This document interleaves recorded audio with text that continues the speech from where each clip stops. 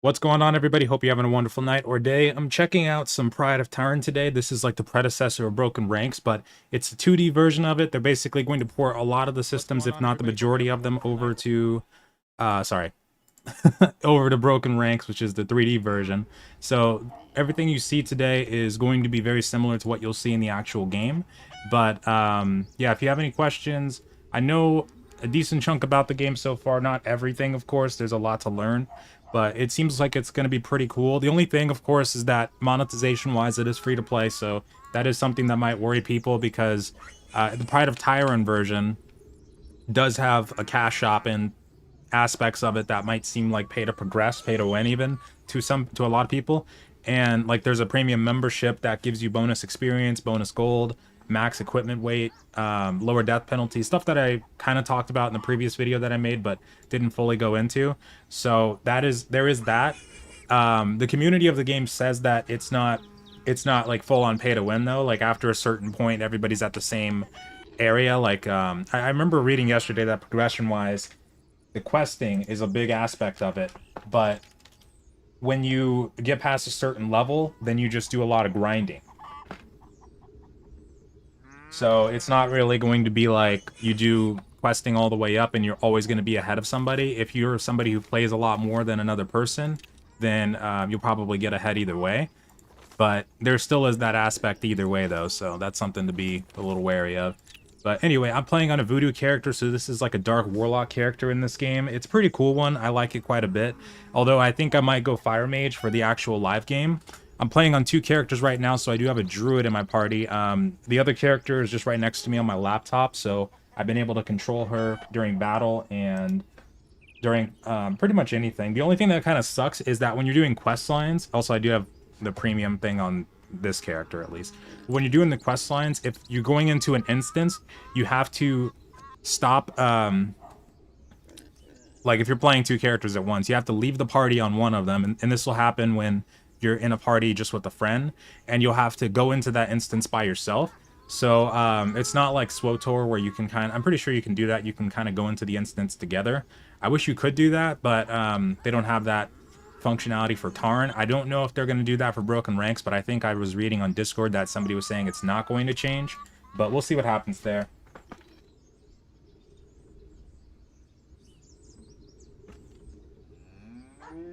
Let me go ahead and start on a quest here. So what I'm doing right now, I think I was working on this guy Billy's quest here. Let me see.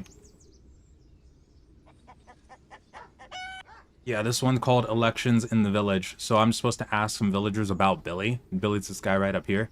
The quest lines, though, they're not really generic. There is some decent objectives when it comes to these. Sometimes you'll, like for example, one of the previous quests I did was I had to start out in the city, and it started out as kind of like a fetch quest where I would talk to these various people and then get some more information, and then I had to go to the outskirts of town to find this hermit. He made me gather some wood for him, and then I had to come back to him, and then I had to infiltrate this group of miners that were located inside this cave. But at first I had to get a sample of a crystal to like, I guess, infiltrate the group. So I was able to do that. I had to fight my way past multiple different mobs, and then I was able to talk to the miners and get them to offer me a job to work for them. And then that storyline played itself out. I had to kill some spiders and other crap like that, and then eventually I was able to complete it.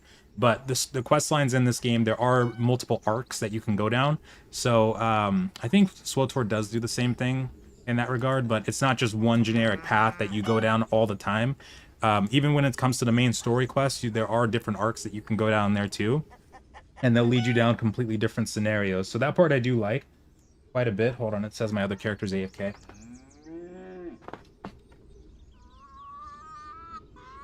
Okay, that should be good. Let me also start the music up. Here we go.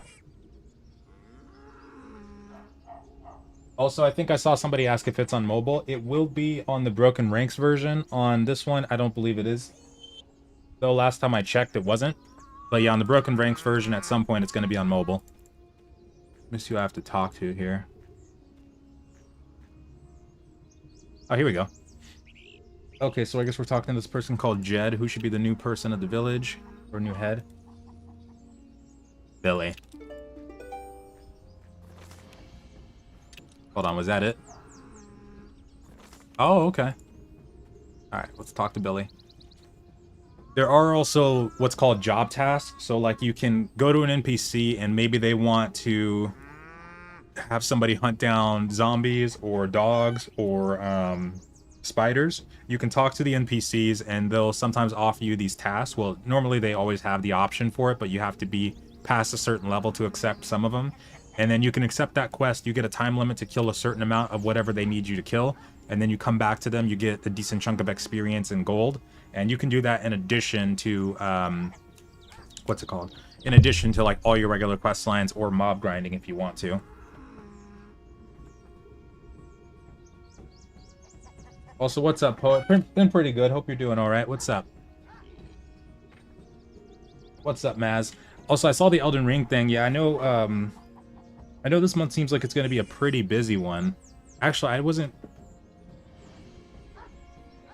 Oh, you said February. Okay. That's right. I wasn't sure for a second if Elden Ring was actually coming out this month or not.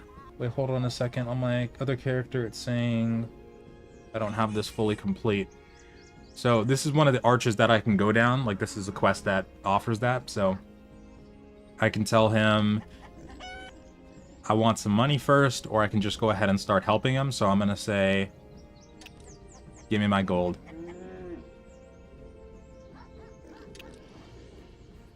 All right. Let's see. Okay, what do I do?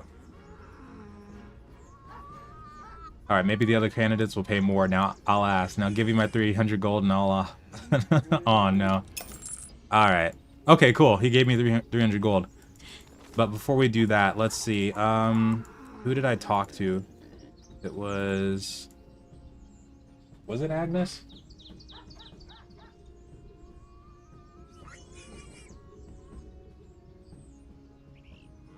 Let me check on my other character. Sometimes these quest lines get kind of finicky because, okay, there we go. When you go talk to a character, like I just did on this screen, I have to do the same thing on my other character. But what happens is that whenever you're in a party, like, let me just split this up really quick and I'll show you. I kind of like this. I like this quite a bit, actually. I like it more than I hate it. But whenever you're in a party, you can select who becomes the party leader by having them join onto you. So I just did that with my other character. And what happens is that anytime my main character moves, it's also going to move them too. So basically, we become like a warband, like in Mountain Blade, for example. We become one big party and we all just move together. But if I were to join their party, they would be controlling where we would go. So I can choose... So this is me, this is her. It's easier to do it on this side. So I made her the party leader now, and now she's moving me around, just like that. So it can be kind of cool, like especially if you need to go AFK or something, and you just want your friends to move you around somewhere. But when it comes to doing quests, you have to make sure that you talk to the NPC as well. But you can't just like branch off really quick. The party leader has to get close to the NPC for you to be able to talk to them. So let's go back to Billy here. What's up, Shield? Pretty good. How about yourself? Okay, so now I can talk to him on my druid.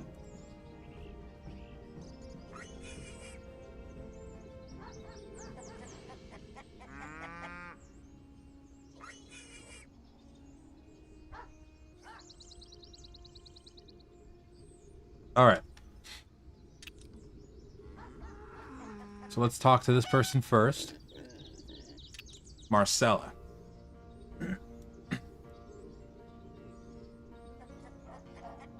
Oh, okay, let me get off of her. Okay, so I get it. So this is another quest. This really is a quest where I can branch off if I want to. So Billy, what's going on right now is Billy wants to become the head of the village. And I'm currently in the state in this quest where I can either go with Billy and offer to make him the head of the village, or I can go to another candidate and help them instead.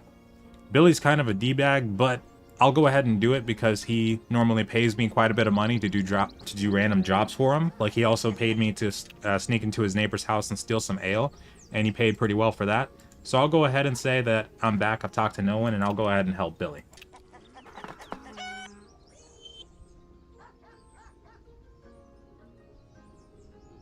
You've been playing Taern for 10 years? Nice. Would you say that you've had a lot of content to experience during that entire time? Like, you've had stuff to keep you busy? I saw that there was a lot of, like, dynamic events that we could get into. Not just ones that are, like, seasonal, like Christmas events. Like, I saw that Old Man Santa one that was happening a couple weeks ago, or like a week or so ago. But I saw on the wiki how there was, like, invasions that would happen throughout the day or the week. And, random incursions. I think there was one that was happening on this map a little bit ago related to some kind of potato thing. I don't remember what it was, but wait, let me make sure my other character's on the same stage.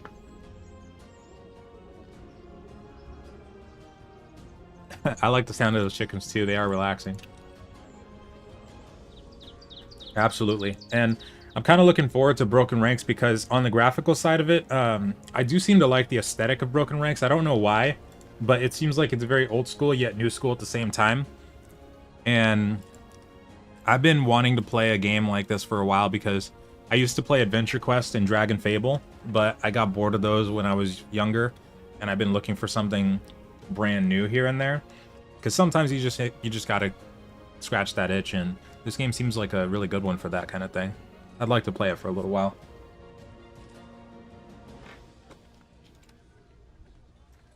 Let's see. I'm looking for work. Oh yeah, this is for another quest. Hold on. Ask around the port tavern. Go away, citizen. I don't have time for you. Under your breath, scumbag. It's also a very mature game. As far as like the dialogue and of course the combat goes, Broken Ranks is going to be even grittier.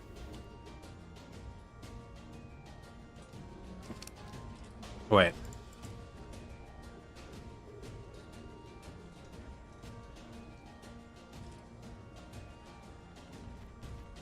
Wait a minute.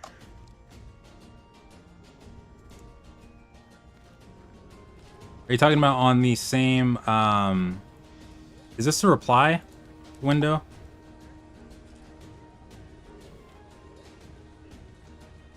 You see this?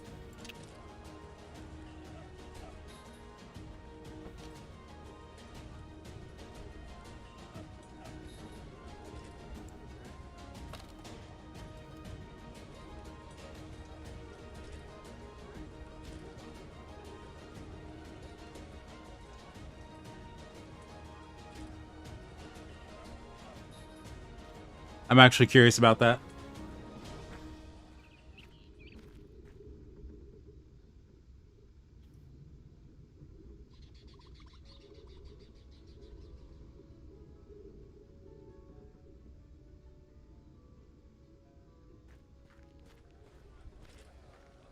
Really? Ah, shiz. That's a shame. Where I need to find that info because normally, oh, what's up, Darkness? Normally, games would allow you to play manually. Like it's not because if it's botting, that's one thing. But like if you're playing two computers at the same time, like manually, oh, even if it's separate, son of a bit. Okay, I'll have to ask about that. You showed the guard your purse filled with gold, and now. I like that.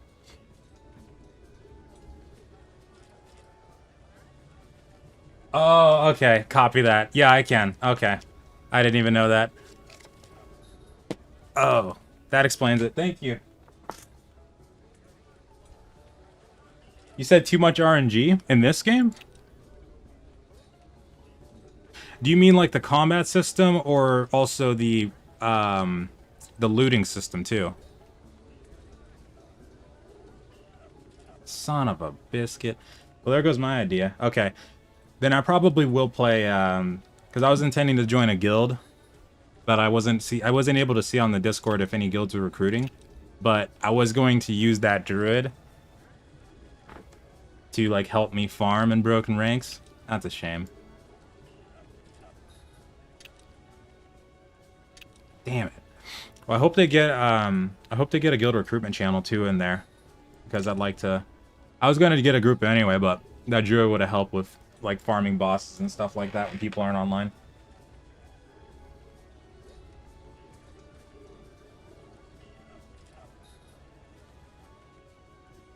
Okay, I gotcha. I gotcha.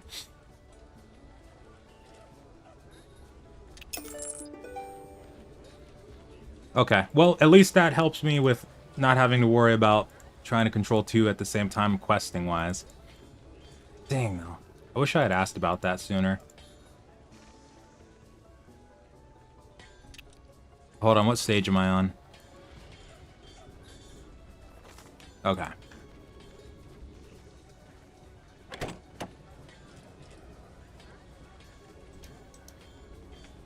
Yeah, no, I get it too. Yeah. I get it.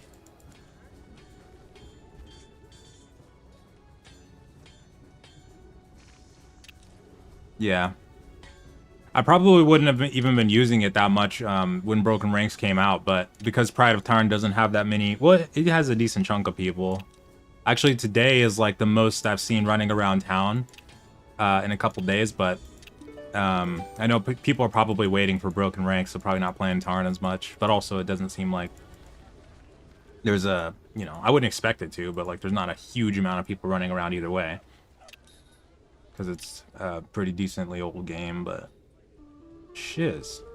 I'm gonna miss that druid. Wait. I want to buy the sack. I'll leave the potatoes. I only need the sack.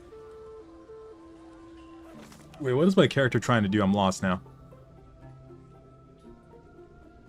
Oh, okay.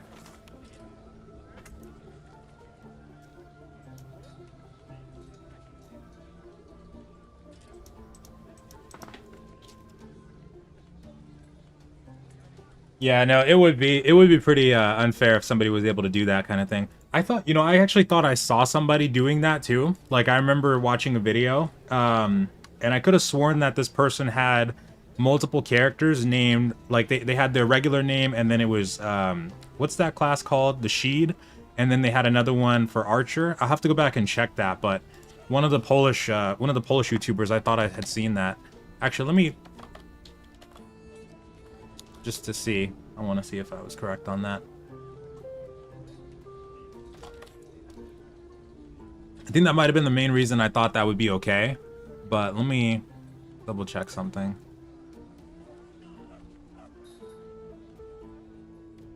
I'll have to go back and double check what video I was watching, but I'm pretty sure it was Wayfarer. That was the person that I was looking at who had some Taern videos, and I could have sworn that I saw two different characters at the same time in a battle, but I'll double check that later on. That was the only reason I thought I could even do that, I thought at first, but shiz. Okay, give me this.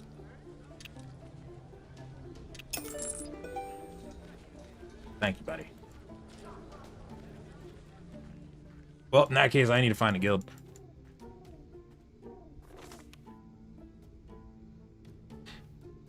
Oh, wait. Oh, shiz. And just to make sure... No, I'm pretty sure everybody understands. Because I know we can't do... we can't multi-log into the same account, but it was on two different accounts. But yeah, no, I'm pretty sure everybody gets it. Shiz. That's a shame. Okay, appreciate you letting me know. Thank you. Where can we see where the safe zone is and where there isn't? I'm actually not 100% on that because, let me see. I know Broken Ranks has a big map that we can view, although I don't think we can zoom out of this one. Let me double check though.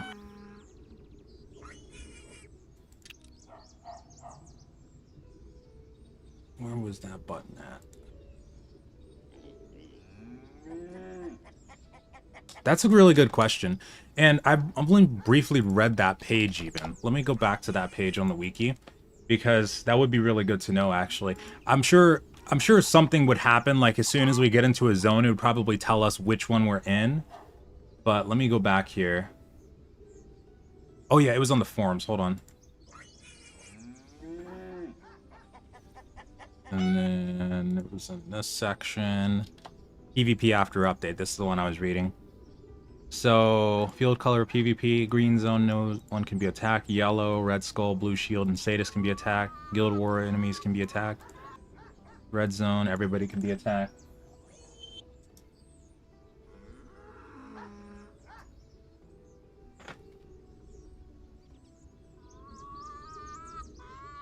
Yeah, this is what I was talking about in the video, but it doesn't seem to show exactly how we can tell. But that's what I'm assuming, is that once we get into a specific zone, it would just tell us what kind of zone it is. Purple. I'll have to keep an eye on that. But all I know is that it shouldn't be full loot. I remember reading that for sure. And then the only penalty that I saw that would have a chance of happening is if we die in PvP, we might be able to lose an item. Like maybe one from our bag or one that's equipped. I can't remember where exactly I read that though. And I think I had to just put that in the notes portion of the comments of that video that I made recently, because I have to go back and double check that before I talk about it in an actual video. Billy.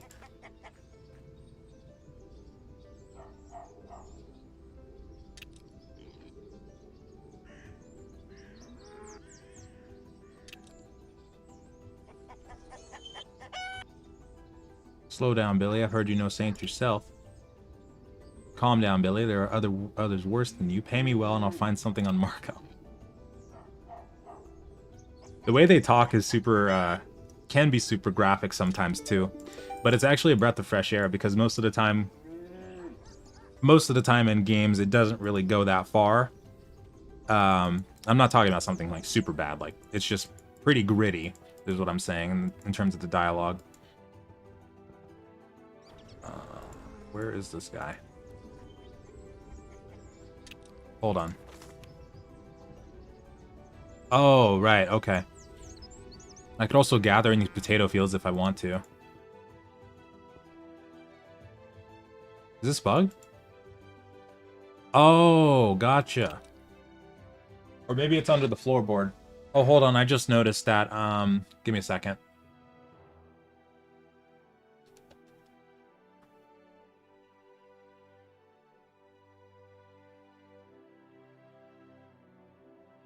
The window is kind of iffy.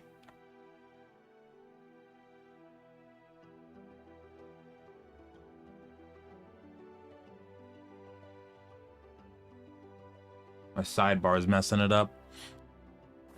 The full screen.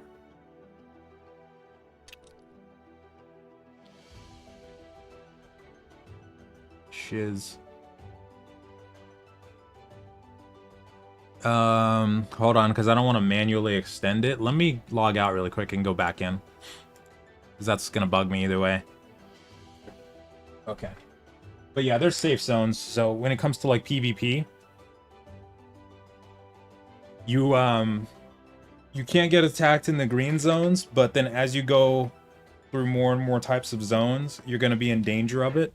And then if somebody kills you, and like you're not in a guild war, then I believe they should get what's called sadist points. Now that part I'm gonna have to make sure I double check on like how that portion works, but there is a sadist system, so it's kind of like a criminal system that you would see in other games.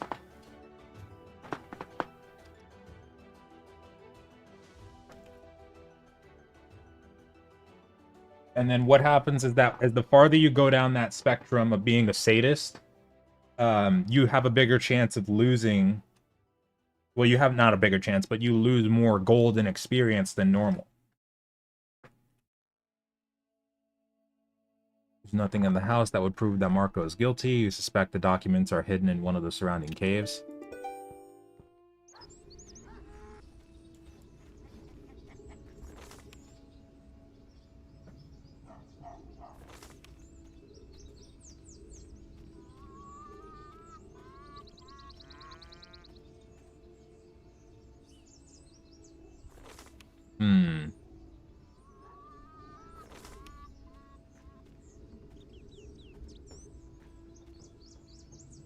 How do I get in there? Oh, okay, here we go. Especially the one near the garrison. I've seen them go in there quite recently. Wait. Oh, shiz. Yeah, the option would be nice, but I think that's part of the reason why they're switching over to broken ranks, because I was reading in one of the dev blogs that they said that Pride of Taern, this one, the engine that it's on, it just limits them in a lot of things that they want to do. So switching, because I believe they're switching engines as well for broken ranks, it's going to help them a lot with being able to expand it out the way they want to. So that'll be nice when we're able to do that for sure, like put it in borderless window mode. But I'm glad at least that restarting it fixes it at least. Find the hidden ledgers.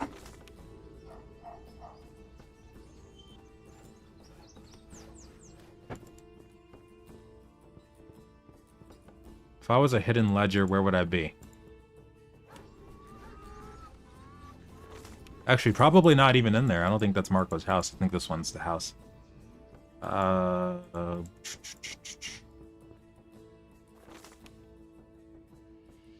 Oh, right, okay.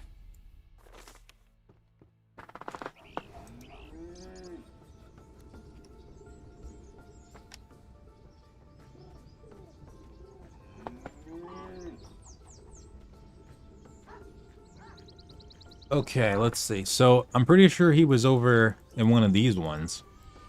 No?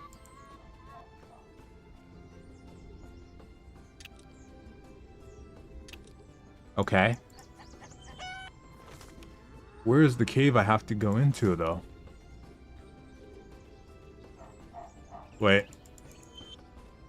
Where's the garrison?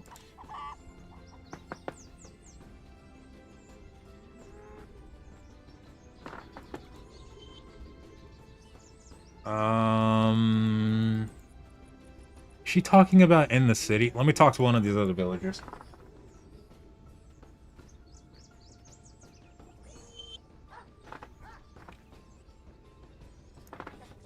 How does it feel so far? Well, this one, it feels alright. As far as these types of games go. I mean, gameplay-wise, it's not going to give you the same experience that like action combat would, but there's still a lot of fun to be had with it because the turn-based tactical combat is... Wait, let me re-chat to that person. Is one that can still be enjoyable.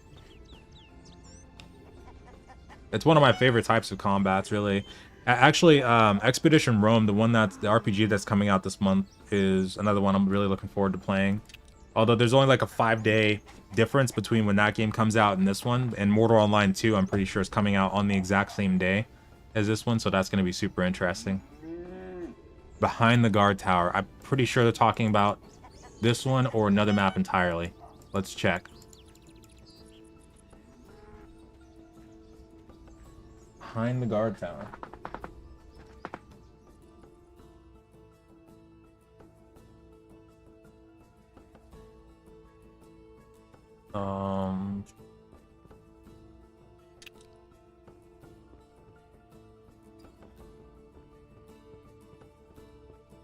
No, when we get into combat, and I'll show it right now, actually.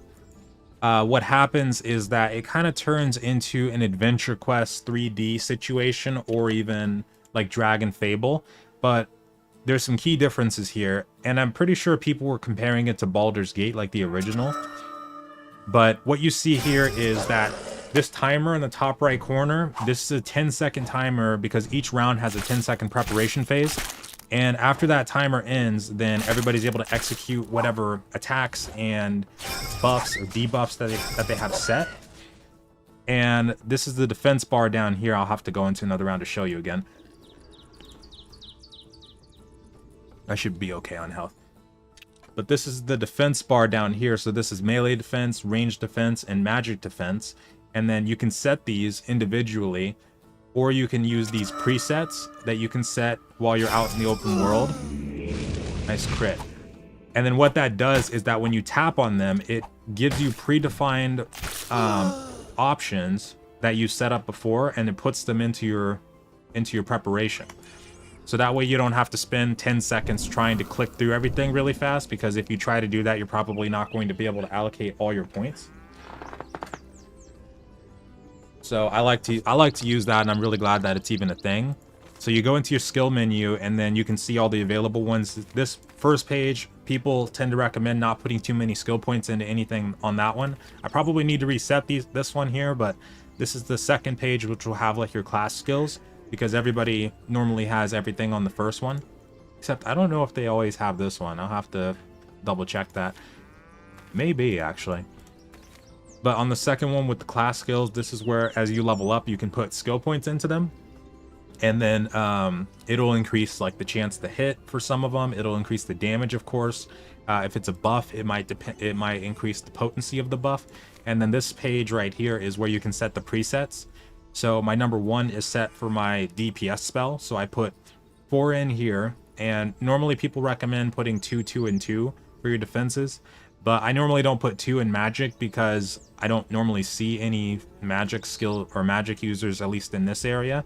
But if I were to be fighting somebody with magic, then I can just probably take them off of melee and put it into magic, or take it off of range, put it into magic. But the second one here is for drain life, or drain mana. So I can, when I'm low on mana, I can absorb that from the enemy. And then I should change this one here, actually. Change it to pure stall. That way, right after I'm done draining, I can attack. But these points here, when you're putting these in, this determines how big of a chance you'll have to hit with the ability or the skill. And the higher you put that, the higher points you have, the more chance you'll have to hit. And I think it goes by 20% bonus per point or something like that. What's up, Turner? How you doing? Is this like a HOMM MMO? I don't know what that acronym is off the top of my head. If you tell me the name, I probably will, but HOMM. Oh, Heroes of Might and Magic. Probably. It probably is. Looking at the first one that popped up on here, I can't remember which Might and Magic I played. I played the older ones that were like, I played the newer ones that were released like in the past 5-10 years or so. But looking at this first one that was released in 1990, I'm betting to believe that it probably is like that, but I haven't played that one yet.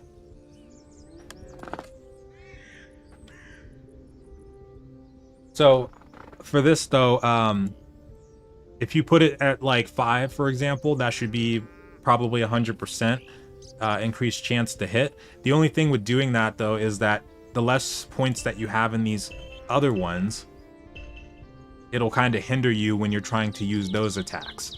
And what happens is that you can target enemies, like which one you want to hit, by clicking on... I'll have to show this when I'm in the menu, actually. Hold on. I'm in the combat menu. Oh, let's do these ones.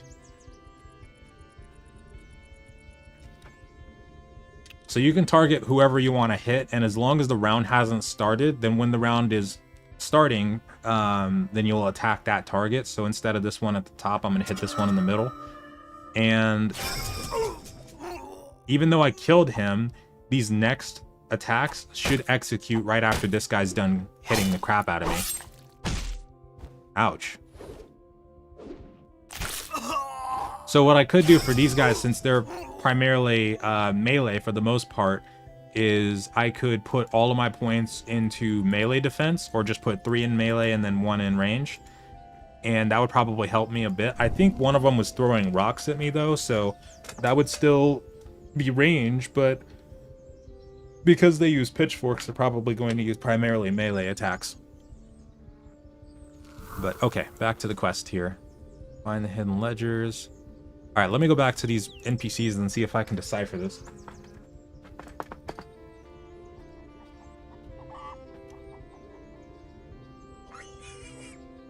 Heroes of Might and Magic. So yeah, I guess that's another one then, because I was reading a lot of people talking about Baldur's Gate, like the original, and saying that it feels like that to them. But I guess that's another one I can add to the list. Heroes of Might and Magic.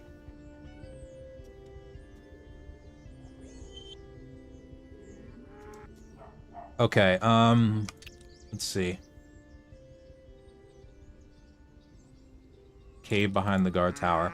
There's only 2 guard towers I can think of right now. How does equipment progress work in the game? Well, let me go to the blacksmith and I can talk a little bit more about this. Cave behind the guard tower, okay. So it's got to be that one or the one on the other map. But the way the progression works in this game is that you get loot in various different ways, or equipment rather. You can get it by killing mobs, you can get it by buying it off of the blacksmith. You could probably get it from, I don't know if you can get it from quest rewards actually, but of course you could probably trade other players and buy it that way. But what you do normally is you just do quest lines, do job tasks, and do whatever you're doing on a regular basis or trading. And then you can go to the blacksmith, at least early on, this is how I do it. And you can, it's not like a traditional shop where you talk to him and then you buy it from those menus. You hover over all of these different equipment pieces and you go in here. I probably should do this anyway. And then you can see through all of his selection of items and then buy them from there with gold. And then what you can do also is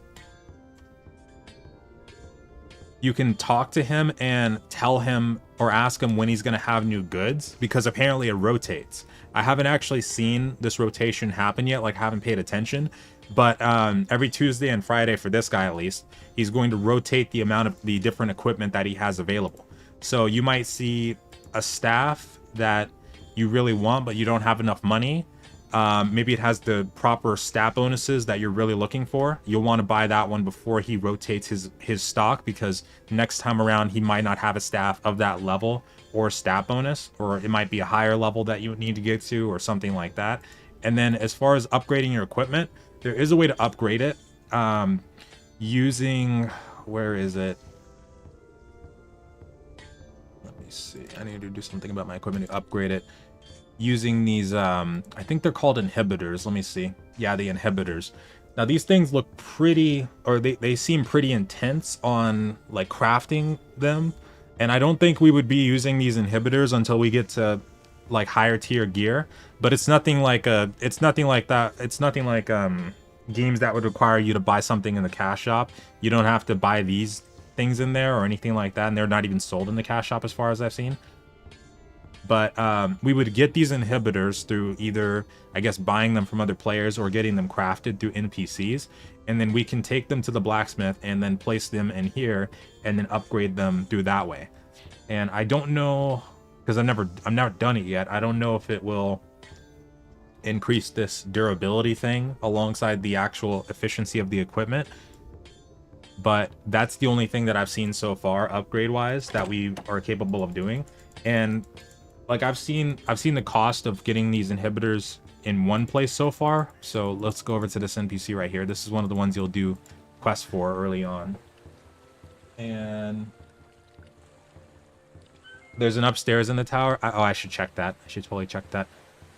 So like the inhibitor right here. So I can ask him about the inhibitor, and I would need 15,000 gold, 20 times of the polished crystal. So this is a crystal that we can find up here in the northeastern cave, just northeast of us. We can gather that, bring it to him, and then we can, where is it? Oh yeah, we can say we'd like to trade, polish some crystals, so it's going to cost gold, and then the crystals themselves. And then we can take that and then combine that with herbal extract, spider webs, and 15,000 gold to get the inhibitor. And then we can upgrade our gear from that. So it's all in game, and this is a example of other NPCs that will have the same system, because you'll be able to craft all kinds of different things. You can bring materials to, you can probably bring materials to like a cook. I've never seen this, but it's probably something you can do, and have them craft like a bean stew for you. And probably do that with other types of items. But yeah, the main way that I've seen to get gear is by either buying it, getting it from mobs, or trading other players. And then we can upgrade it through that system that I just talked about. And let's see here. Another thing about the caves too is that you can't actually rest in the caves, because after combat, if your mana is low or your stamina or health is low, that doesn't just regenerate when the battle ends. You have to click on this rest icon and then rest for a little bit. And if you're inside a cave, you can't do that, so you have to use potions while you're inside there. So you can probably get these. I can't remember where exactly I got all of these from. In Taern, you got I got these from chests because I got the platinum keys, and the platinum keys are things you can actually get in this cash shop. But in Broken Ranks, I remember seeing people being able to open chests even without keys at all, because they, as far as I remember, I don't know for sure, but I don't think they had the premium currency in a viable state yet in the open beta. So I think I would imagine that nobody had any keys. I didn't play the betas for Broken Ranks, but I watched a lot of footage of it, so I'm assuming that nobody had to use platinum keys in that scenario.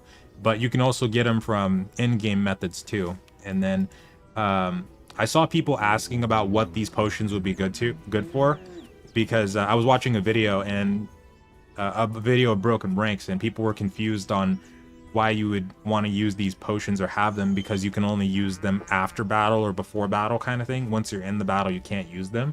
But it seems like it's really good for cave dwelling. Like if you go into a cave after a battle, you can't rest in there, and the mobs respawn. So if you don't want to have to fight your way back out somehow, you can just regenerate all your stats from there. It's just for the quest while in a cave. I don't know. Let's go back and, because I know what quest you're talking about. I did that same quest, but I remember when I got deeper in the cave when I was going for the crystals. I don't think I was in an instance at that point, because I saw other people around me, and I think it still said that I couldn't rest. But let's go back there really quick.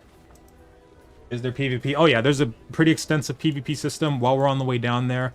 There are arenas. There's tournaments that you can fight in. So like going in here, you can see the team versus team fights. You can see the 1v1 fights, tournament fight room, and these happen pretty periodically.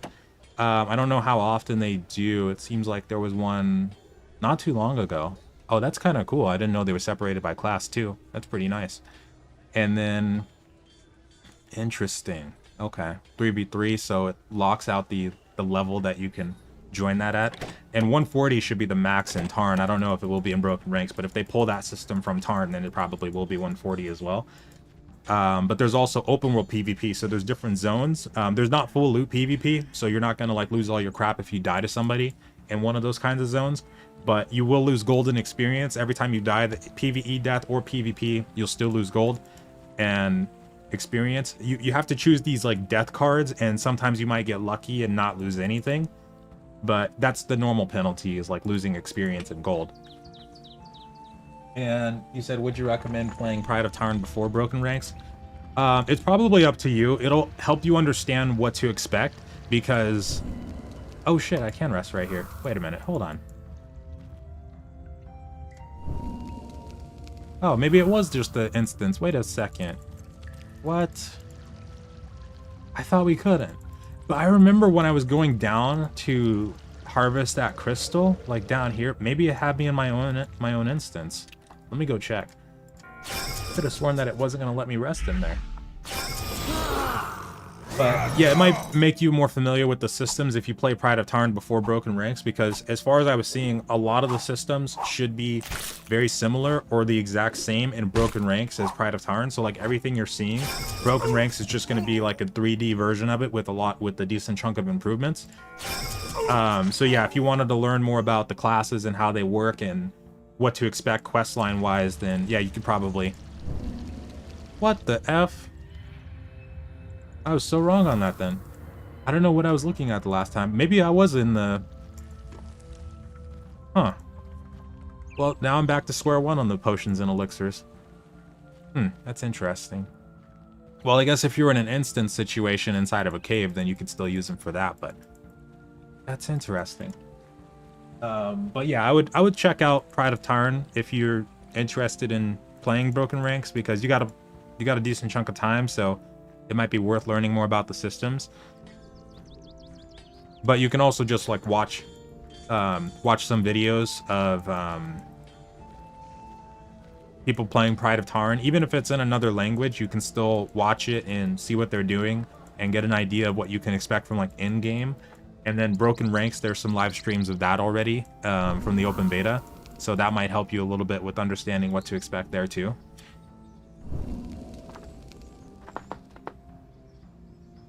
The game even mentions that you can't. That's what I thought. I thought that was, what the hell was that? What happened last time then? That's so weird. Oh, there are specific spots you can rest inside dungeons and caves. That explains it then. Okay. Okay, I see.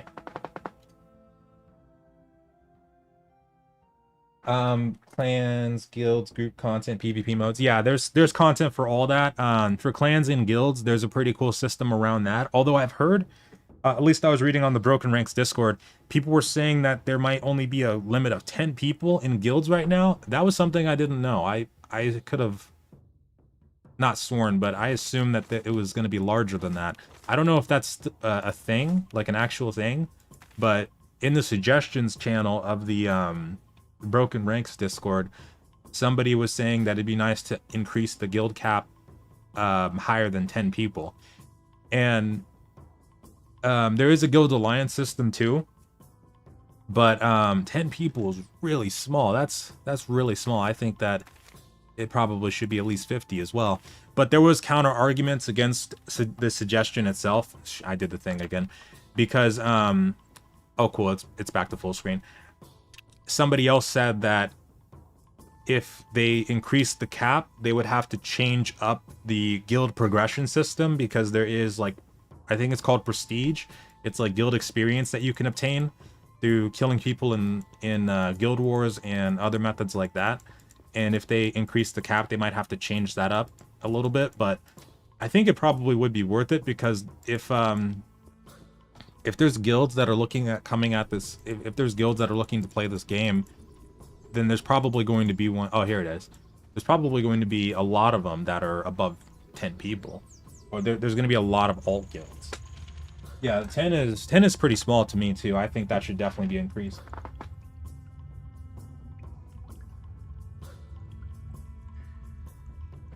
Is it a? Oh yeah, Zal, absolutely, yeah. You can ask about another game, absolutely. Hey, Grandpa. Oh, jeez. Okay. I would introduce myself, but I'm too old to remember my own name. What do you seek? Marco the Forester. Do you know him? With him? Nothing. I'm looking for his documents. I like how my character's revealing all this information. Sometimes there's dialogue options that you wish you didn't have to choose, but the game doesn't give you anything else to say. That's something. I mean, it's some of the ones are silly.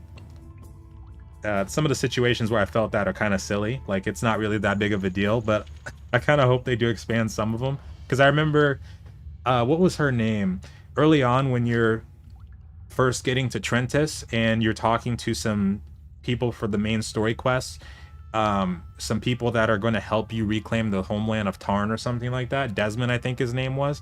Right after you talk to Desmond, you talk to this girl, and your character has like 3 options when he first meets her, and two of them are like pretty sexual, and the third one is like just on the cusp. I can't remember what it was. I can't remember if it was or not, but I did not want to choose any of those options. Almost, I barely chose the third one. I was like, please, no. I was like, if we're gonna get a romance going, at least let me ease into it. Don't let me jump in there. But it's silly. It didn't matter. Either way, it didn't matter, but still. Wait, what did he say? Oh, shit.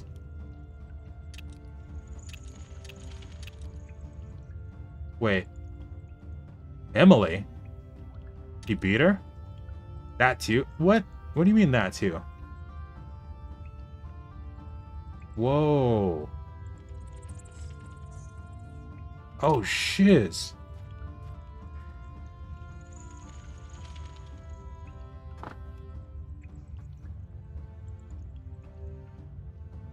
But yeah, I hope they increase the guild cap too. Oh, this is another extension of the tunnel. Cool. Yeah, these are the chests that I'm talking about. So, in this game in Taern, if you have the platinum keys, you can open these and get gold. And you can also get elixirs like mana, stamina, health. I'm not sure if you can get anything else. I'm pretty sure that's the majority of what we can get, but there might be something else too. Damn it. What upcoming MMOs, multiplayer games are you looking for? MMO-wise, I'm not really looking forward to a whole lot of them. After last year, I've kind of, I don't know. It's starting to look a little bit bleaker as far as MMOs go, but this one seems like it could be really fun for me. I'd like to play it just because I've been craving that Adventure Quest and Dragon Fable experience for so long since I was little, and I haven't had a whole lot of opportunities to really try games like that, so this seems like the perfect opportunity, really. But other than that, I saw a couple games that were coming out in the next couple months that I was interested in. Well, for me right now, only Nightingale and Expeditions Rome is really on my radar. And Expeditions Rome is that's a strategy RPG, kind of turn-based like Divinity or Baldur's Gate 3. And that's coming out by THQ Nordic. I think that's coming out on the 20th too. Ask the villager where Marco likes to go. Wait a minute. I just went in that cave though. Hold on, there might be another cave. I'm pretty sure there's just that one, but let me go back to that really quick. And Mortal Online 2 is actually coming out on the 20th or 25th as well, the same exact day this one's coming out, but I didn't really feel like, I don't know, with Mortal, I love the crap out of Mortal, but you really need to, I mean, you don't have to, but it's very, oh, here we go. It's very recommended that you have a lot of time set aside during the day to grind, because with the full loot game like that, you have to really consider joining a guild for one, but also really be on the ball, because you could lose tens of hours of progression if you're not careful and not really keeping up in progression kind of thing. Finally, there we go. So I don't know if I'll play Mortal that often, Mortal 2. I'll probably play it a little bit around its launch and see what's changed since last year. But I'll probably check out Nightingale when that comes out, and I think this one so far seems like the main one that I'm looking at. And no, I'm still playing New World. I'm just taking, I'm trying not to burn out on it, but I'm pretty sure I already had quite a bit, because normally I'll log in during the week and I play a couple hours, but I can't really do anything too major for too long. Like I'll do like maybe a couple expeditions and a couple different portals and, you know, mob farming areas, but I can't pull a 10-hour, 15-hour a day session on it anymore. Like I feel like if I do 100 more portals I feel like if I do a giant portal run in a day, like I'm just gonna lose it in that game. I can't keep doing that. I really hope that they do introduce new content, because I saw that they were gonna increase the gear score soon, or not increase the gear score, but give the 600 gear score pieces the opportunity of extending past 600. And it's just like, without more content, that just sounds so tedious to me. Like almost, not quite, but like almost to BDO levels of tedious to me. I want to see more content so bad. Cheers, Billy. I know you're a good guy. You are not a good guy.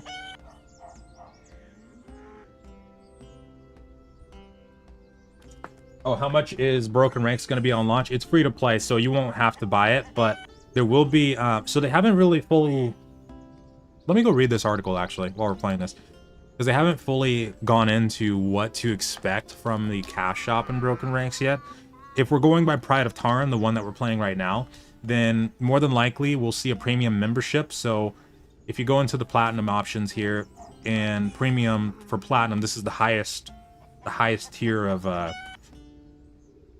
membership you can get, then you would see experience gain increases, gold gain increases, max equipment weight, which is like your inventory weight, I suppose. If you played New World, it's kind of like that exactly. And then you get one random bonus every day, so you might get elixirs, platinum keys, extracts, inhibitors for like upgrading. Okay, so I guess you actually can get that from this premium membership, but you can't buy the inhibitors outright, as far as I know, unless you can. And then item-wise, there are teleportation scrolls in here, experience scrolls, platinum keys, which you can use to open different chests around the world. And, oh, okay, sometimes high-quality equipment. Interesting. Interesting. And then this is like for the pet shop. So when you get to level 8, you can buy a pet like this one, and that doesn't cost Oh, it actually does cost 1 platinum. It does cost 1 platinum to buy this one. I don't remember about the other one if it costs platinum to buy that one too, like a little bit of platinum. But in Broken Ranks though, they're going to introduce mechanics so that you can get platinum while you're playing the game, but it's still going to be a system similar to like Warframe or Albion Online even. So you'll see practices and stuff in here that's considered like pay to progress, even pay to win by a lot of people's definition. So just keep that in mind. But it's free to play though. It'll be free to play.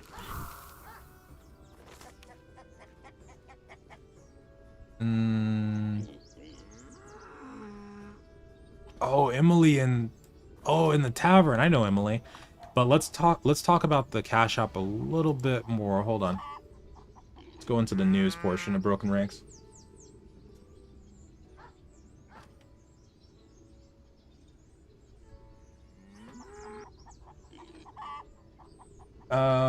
Okay. So, oh yeah, for the world itself, it seems like there's definitely a lot, like Shield said too.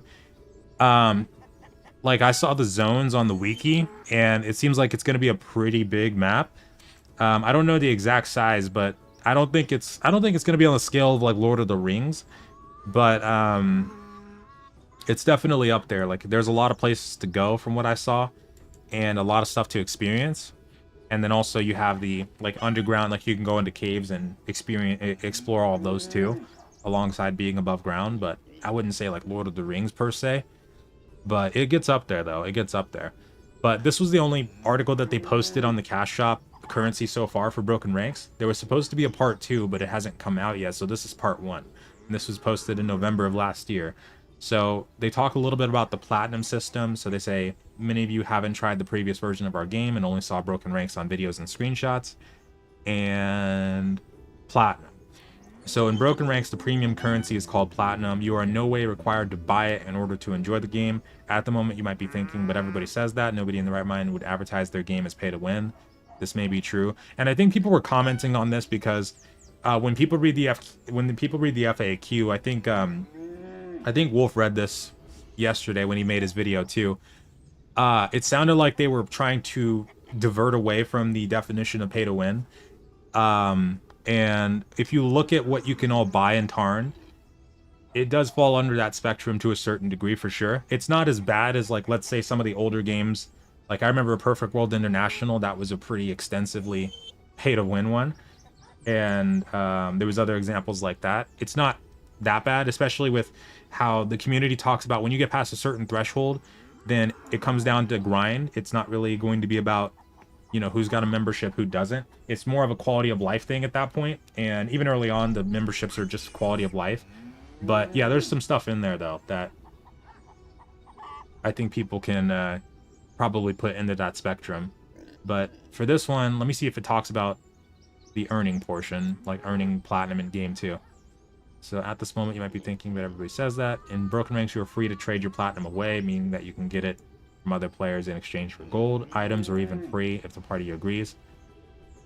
The model we use in Broken Ranks is based on our 10 years of experience with previous game. And this is where I think that they're going to pull... This is when I read this, I was thinking that they're probably just going to pull it from Taern. Just one-to-one pull it from it. Which would mean that everything that we're seeing in the Taern shop, we probably would see in Broken Ranks. But let me see. As you can see, it's just classical trading, platinum, can be found in boxes. Okay. Yeah, so, and this seems like it would be the difference between Broken Ranks and Taern, because so far I haven't seen chests that I could open that would give me platinum in Taern. Although, mailing-wise, like for progression-wise, when I got to level 10, oh, this was gold, that's right.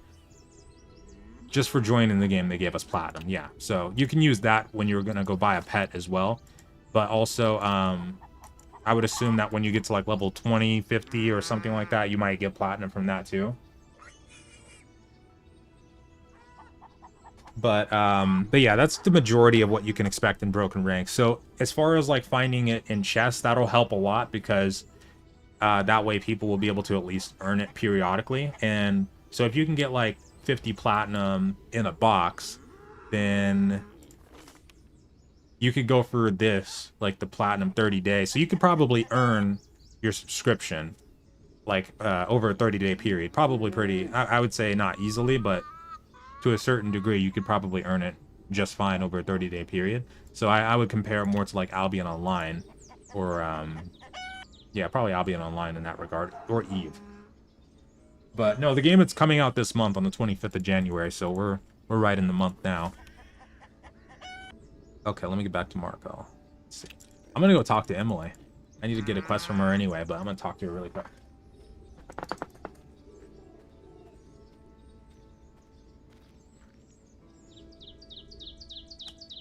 Okay, let's see here. She should be over here.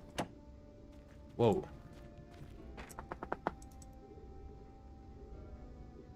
You got your Shire, you got your Moria, and your Mordor. Yeah, I suppose it could be considered that then, yeah. Hold on, where's my character? Am I stuck? Where did I go? What the hell? I can't move. Help! Help! Why can't I move? Oh, I think that person's a Sheed. Hold on, let me,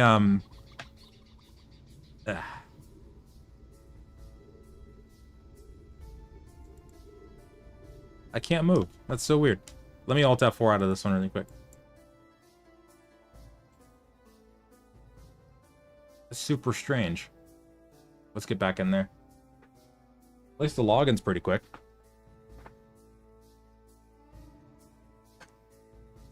Okay.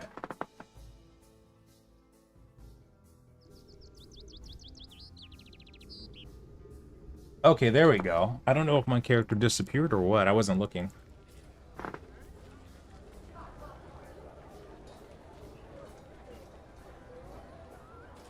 Okay, let me see. Are we back? Back, we're back. Okay, good.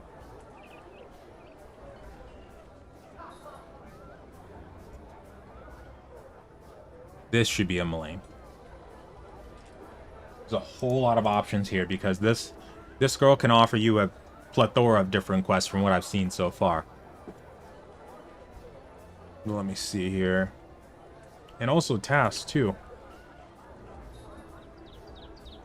40 bunches of what? Oh, herbs, okay. What happened between you and Billy?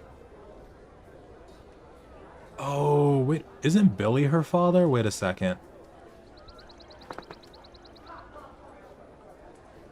Yeah, for the cash shop portion of it, yeah, I totally understand that. It's definitely going to be pay to progress, or like even pay to win by a lot of people's definition to a certain degree. Like there's some things in there, but if you can still look past that and enjoy it, it should be fine though. What happened to Billy? Yeah, I could have sworn that she was his daughter. I've heard what happened. I've heard that your dad did more than just a beating. Oh, wait.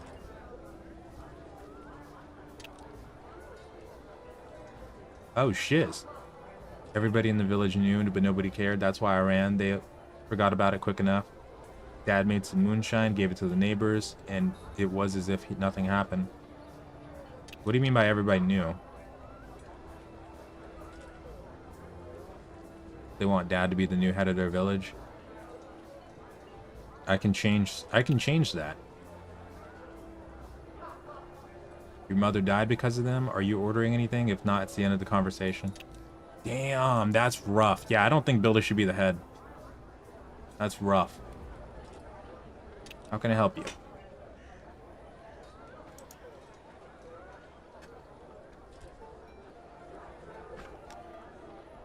Where are the devs from? Oh, they're from Poland. Yeah. You probably, yeah, you noticed that. Yeah, it's pretty gritty, in some parts. It's definitely gritty. I don't know if Broken Ranks is, what did they say about that? Like quest lines and dialogue, they're probably gonna touch that up, and you'll notice in some of the dialogue, like it seems like it was translated, but you know, not fully. So that'll probably be something that's improved in Broken Ranks too, but it'll probably still have that same exact gritty feel for a lot of it though. Ask him to give the pattern of that red dress that my mom once sewn for this rich lady. All right, I'll help. That's so funny. 1 minute we're talking about not making him the head of the village. Next minute she wants a dress from him, dress pattern. Would you happen to have any job for me?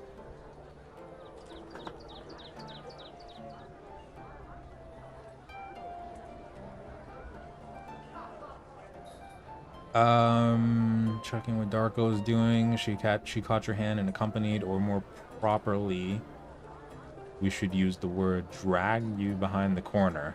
Then she looked at you, made a sweet face, and showed you a piece of her thigh by pulling up her dress. She winked at you and hid herself in a small broom cupboard. Yeah, that part kind of weirded me out when I first read that. Not weirded me out, but I was just trying to picture that in my head. Like, wait a minute, what are you doing? Are you listening? Hey, I have a problem. Will you help me, please? Thanks. And now listen. There's one guy, he wouldn't leave me alone. He clings to me like a barnacle and wouldn't let me live. You seem smart, you could help me. There's no but. The man is a pervert. I feel threatened. I'm afraid to leave the inn. You must help me get rid of him. There's a letter for him, but don't read it. Alright. In the cave east of the city. Okay, yeah, I remember this. This guy was hard to fight. Oh, yeah. This is a quest I might not be able to do right away. Actually, because so this is another one of those quests where it can branch off into different arcs because a lot of the quests are exactly like that. And this one, I messed up on this because I remember, like, we go to the guy, we give him the letter, and then I think either I take gold from him or I give gold to him to leave Emily alone. And then somewhere along the line, I chose an extra dialogue option that said, no, F that, we're gonna fight or something like that. And then this dude came out at like level 18, level 20, and I'm still like level 10 at the time. And I was just like, this is not happening. I'm dead. So he killed me. I got sent back to the in-game hospital. And I think on my barbarian, I'm still not able to do that quest because I did that. Or I'd have to group up with somebody else and try to do it then.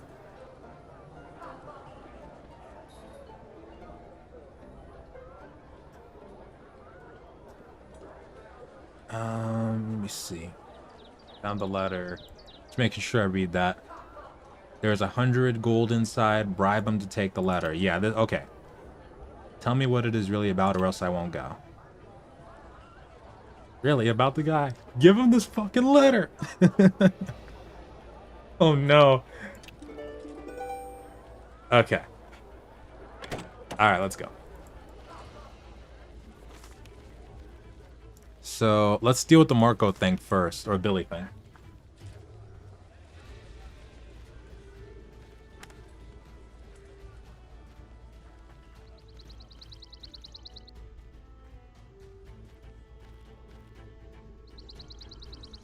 All right, there we go.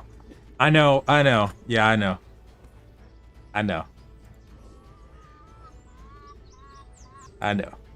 That was the first part of that was really strange though.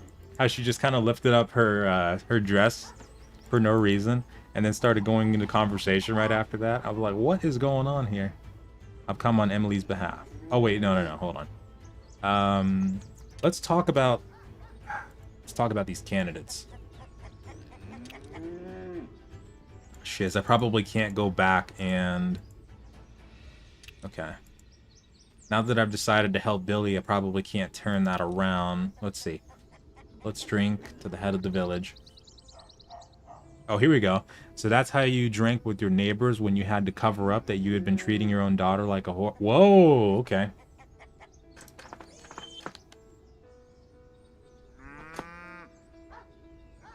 Cheers, Billy. I know you're a good guy. I've heard a lot about you, but gossip is gossip. Cheers. Yo, talking to me? Marco and Marcella were messing with your head or what? I should kill you right now for what you did. Yeah. That half-starved creature that's dying over there in the mud, see you at the village council. What the fuck? Okay. I'm okay with this. I'm okay with this.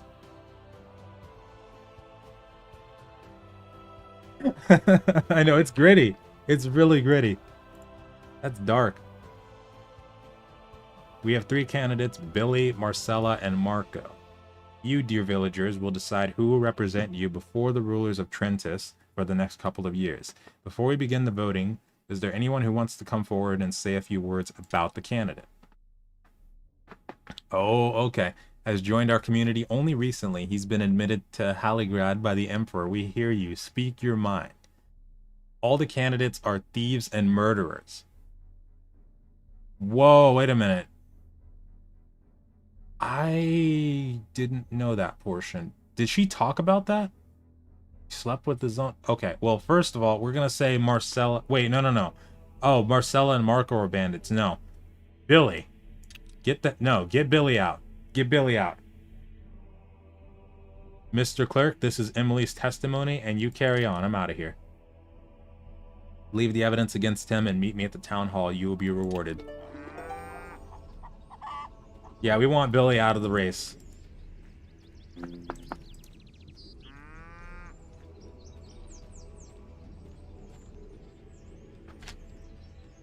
How expansive is the platinum in the shop? Yeah, I can tell you exactly about it. I'll tell you all about the platinum. So, for the platinum system, how it works is that you can purchase this with real money, and in Broken Ranks, you'll probably be able to do the same. And you are able to use certain...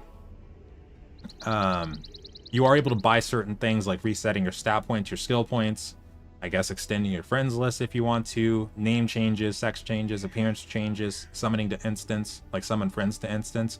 But then you have the platinum membership over here, and this is the majority, like the big part of it really, that a lot of people might be concerned with, as far as like if you're not into playing games that are on a spectrum of pay to win or even like pay to progress. This would give you like bonus experience gain, gold experience and drops from platinum chests, increase the percentage of that, max equipment weight, which means in your inventory you'd be able to hold more stuff. And then you also get 2 combat strategies, which means that when you go in here and you go to set your predefined combat strategies, you get 2 extra slots where you can and this kind of explained a little bit better in the last video that I made, but they're basically loadouts for combat that you can design whatever way you want to. But yeah, as far as the cash shop currency and the platinum goes, it's very similar to like Warframe or like Albion Online even. In Broken Ranks, you'll be able to open chests that can give you platinum, so if you wanted to earn your subscription month to month, you totally could. But yeah, as a free-to-play game, just like you'd probably expect, there will be practices that people would probably consider like pay to progress or pay to win.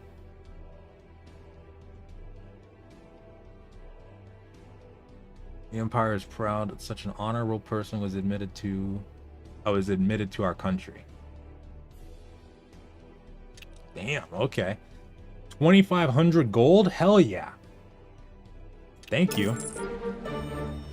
Later. That's pretty good. That's really good for a quest like that. That's really good.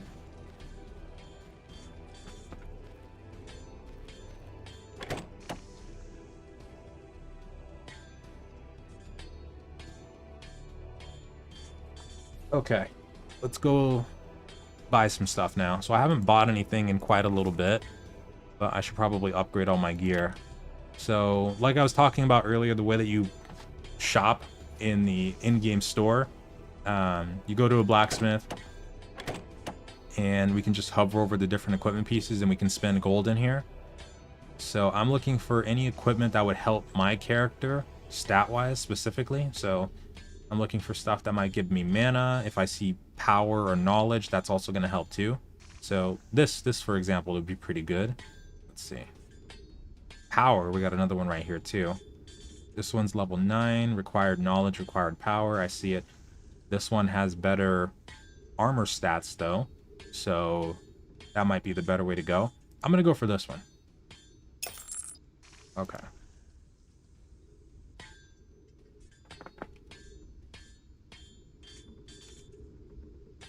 Turn-based combat? Yeah, it's turn-based. It's kind of Kind of like Adventure Quest or Dragon Fable, like those old school browser-based games. Very similar to those. Let me see. And we're gonna head back out in a bit. I can show the combat system again, but it's basically, it's just like those, but there's some key differences that make it a little bit more unique, though. Ooh, knowledge. I'm gonna go with that one probably, but let me just see. Okay. Let's buy a new staff. HP. Nice. This looks really good. I'm not finding any of them with power, though. 41 damage, so that's better than that. Power and knowledge, 43 damage. This one has mana as well, but I like this one. Oh, no. Wait, what is that? Voodoo Club. Oh. Wait, do I need to equip? Wait, hold on. Oh, no, I'm using a staff. Okay, good. Because I wasn't sure for a second. Power.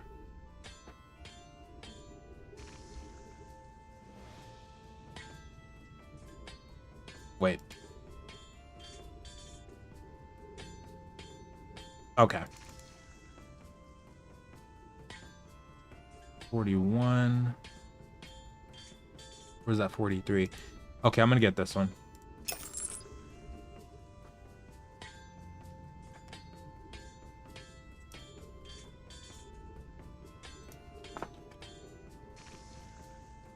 Okay, let's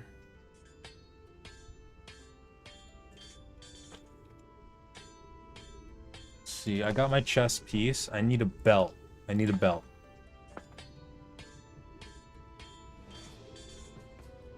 Okay, I'm pretty sure I'm level 10. Yeah, just flat 10. Level 10.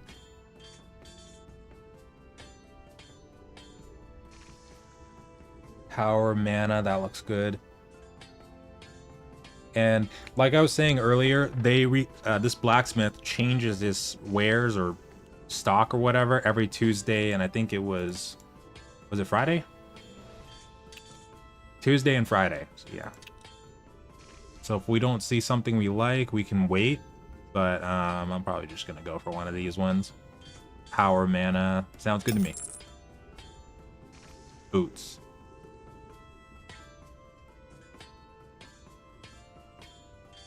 Too far.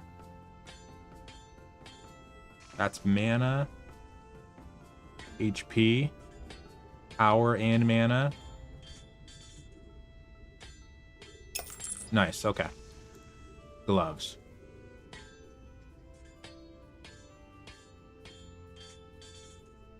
And this is another thing to keep in mind too. Sometimes you can even use platinum to make items that you buy cheaper, but the majority of the stuff that you buy in shops like these is gold related. But yeah, there's some items where you can do that if you want to. Use a little bit of platinum and then make them cheaper. And I think that was one thing that I saw a lot of people on the Reddit were having an issue with that you could do in this game too. HP? This might be an HP one.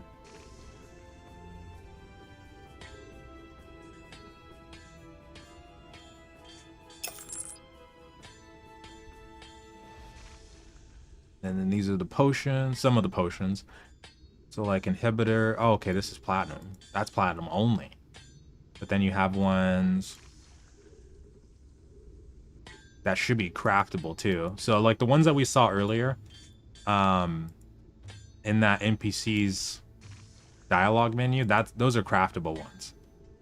But apparently these ones you can buy platinum for them. Buy them with platinum.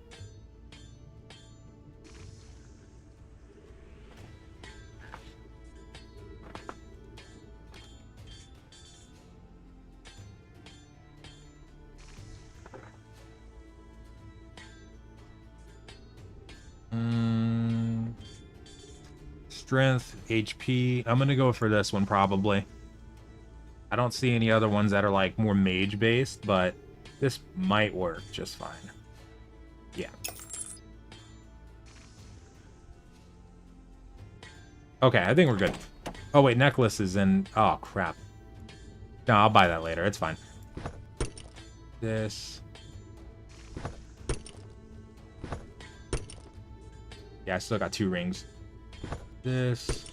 And this. Okay.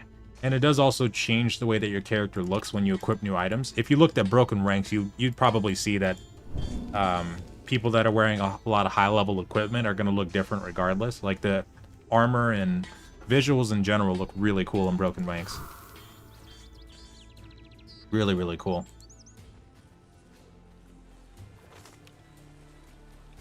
I'm going to attempt to do this quest properly this time. Hopefully I don't run into a fight with this guy, because if we do, we're going to die.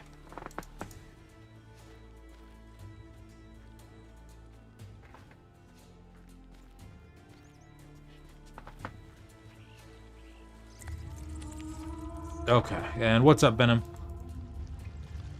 I think he's... Is he in here? No. Oh, okay, I gotta fight past these dudes, I think.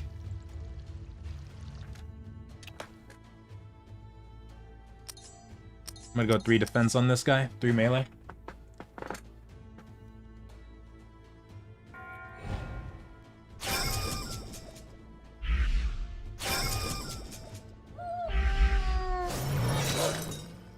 Aww. That was such a cute little bark. Or, I mean, roar, whatever the hell he was doing. How many combat pets can you get? There's quite a few. As far as I saw, there's like quite a few different types of them. Is this PvP? Oh, shit. I didn't know you could get attacked in a cave. I'm dead. That's actually pretty sick. Okay, so this is PvP right here. And it looks like... Hold on. It looks like I'm going to the hospital. But also, he's probably got a lot of magic defense on right now. Shit, I'm dead. I'm so dead. No. Oh, no. I don't know what level he was, but he was higher.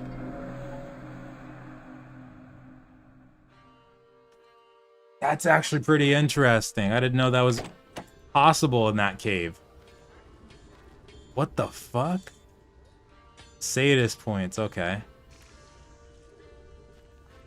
That's actually really intriguing because now I have to figure out why that was possible in that specific cave, and more importantly, how we can see what kind of zone we're in.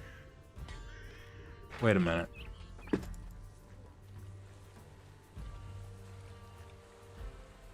Let me go back to the map, or to Trentus really quick.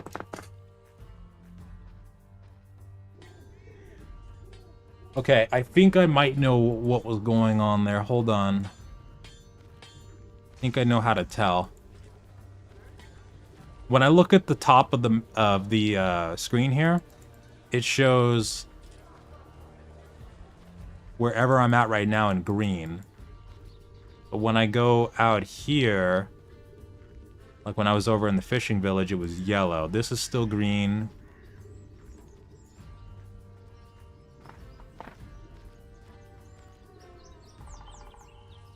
Green. How the hell? That's really interesting. Hold on, let me rest my character.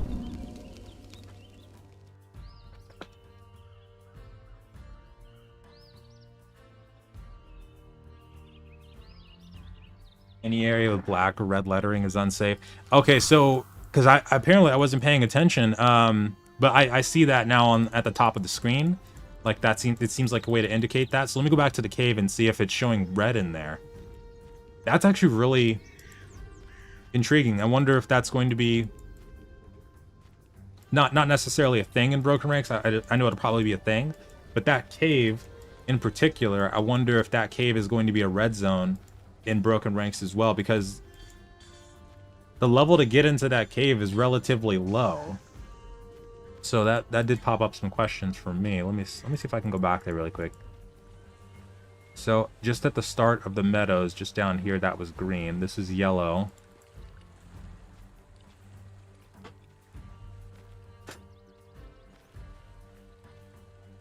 Weekend is now over. Oh, what? I didn't even know there was one.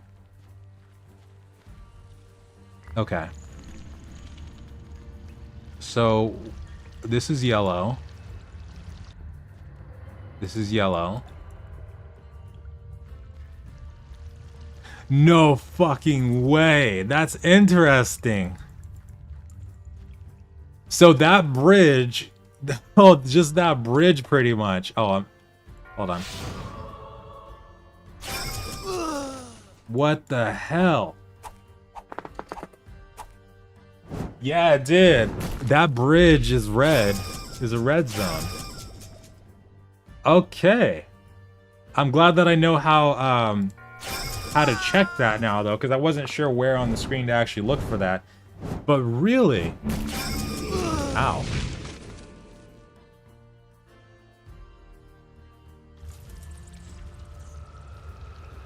That is very interesting. Okay, and this is one of the spots that I can rest.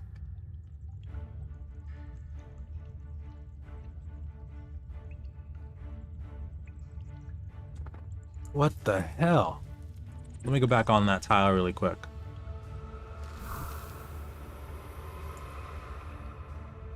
Whoa.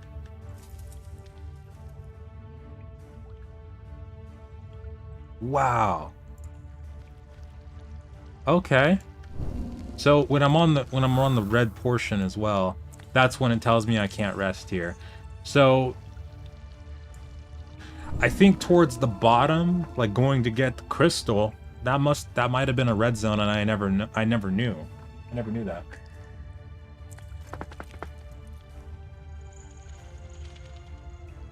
No, of course, absolutely, but I think that's kind of cool, actually. I mean, that's...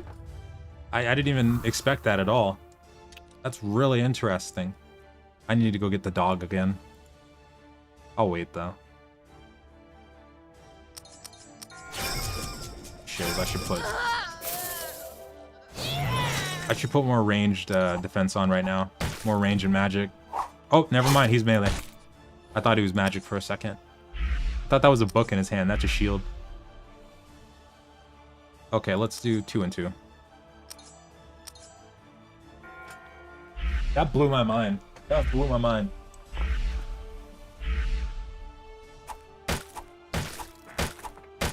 Damn.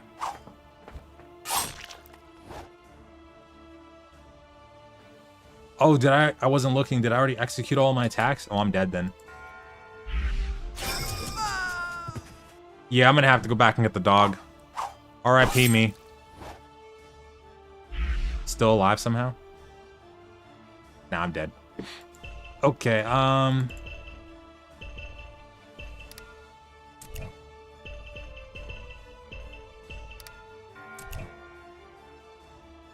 Run, boy, run! Dead. Really? Wow. Got away on the skin of my teeth. Yeah, now we know for sure. Absolutely.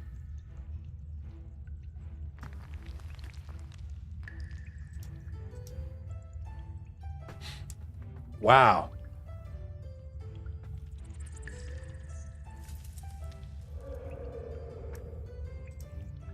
Shiz, I need to get that dog again. That's going to help me so much. Yeah, I can't even begin to describe how lucky that is. That was super lucky. Now, one thing I do like is that whenever you come out of a fight, I'm pretty sure this is the same unit that I was fighting before. This one right here. Whatever you do in the fight should stay. So, like, if you... because I've seen this happen before. If you're fighting a mob and you die, but you have it at, like, half health... as far as I've seen, I think I've seen this in Broken Ranks footage as well, someone else can come in and the mob will be at that exact same HP. So somebody can come in and finish it off. Finally.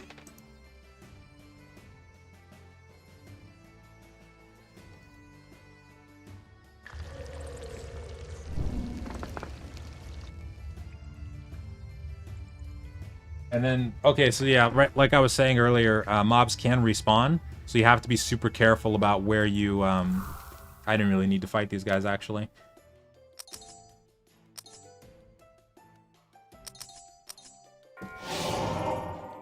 Oh, shiz. Oh, wait, no, I'm okay. Magic. Damn it.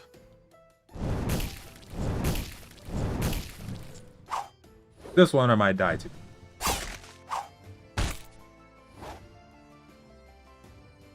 Oh, I should have just ran past them. It's okay, I'll probably have to go back and get the dog. Ouchie. Didn't get lucky on that one. Damn. Alright, let's go get the dog. It is this guy. You.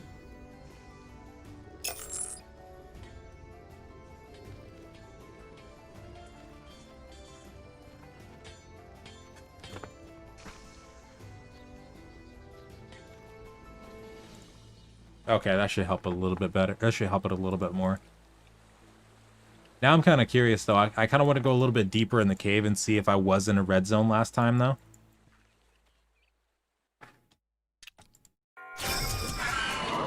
Didn't even mean to click this, dude.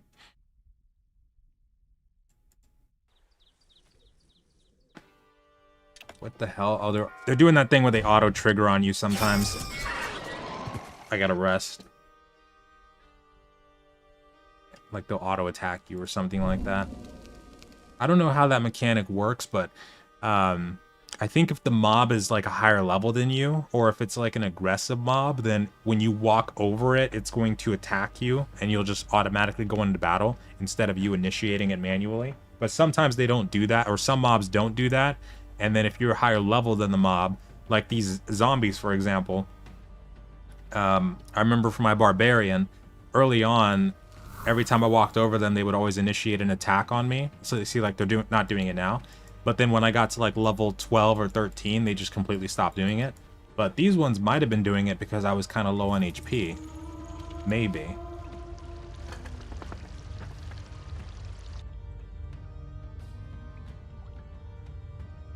Okay, so this bridge is yellow. That spot that he's on might be red, though. That's interesting. Let me see. This is still yellow. And I can still rest here.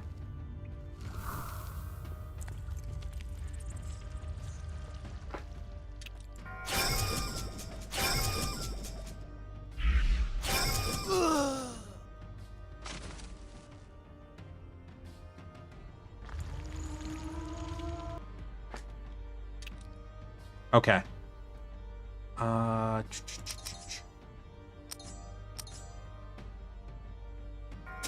want to take the ranger out first. Oh, it's a really quick download. It's probably no more than like 1 gig even. It's pretty quick download. Or I'm pretty small, I mean. Like the launcher itself might take you a little while to update all the files and everything, but the game itself is not that big file size wise.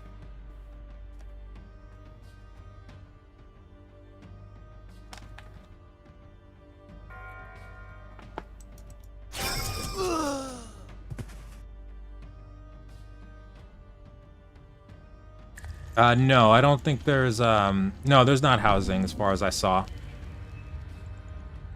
It would be cool if there was, though, similar to how the guild territory system works. If there was housing in that similar sense, that'd be pretty nice, but no, as far as I've seen.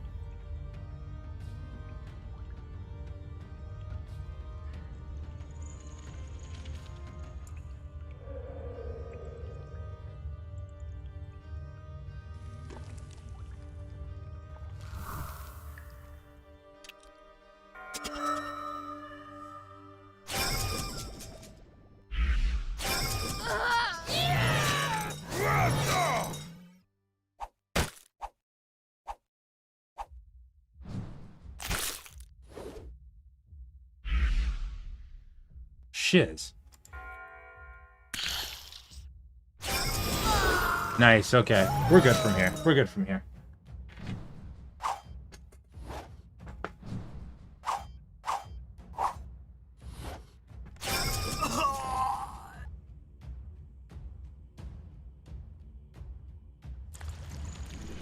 Alright, I'm just gonna go past. Oh, I thought I could just go past this guy. Scrap.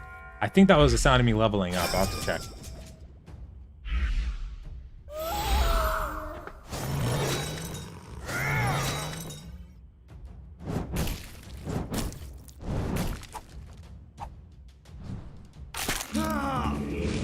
Nice crit. And we're out of mana. Alright, so we're gonna have to use the mana touch. Get in there, doggy. Get in there. Don't let me die. There you go. Thank you. Gotta keep an eye on that because I didn't even realize that my mana was that low. Okay, we can still rest here. So in Poland, I'm pretty sure it came out in like 2010-ish for the game because they said it's been out for 10 years. I completely forgot about the Poland release because in the international version, I think that came out in like 2012. Our knowledge.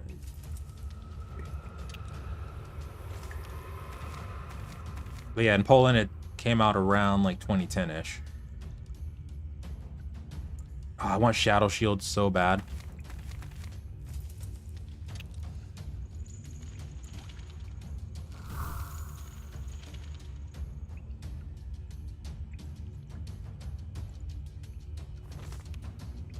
Wait. Which... Hold on, because there's two different instances that you can go into. Okay. There we go. Chieftain. Oh, I can still rest in here too. Good.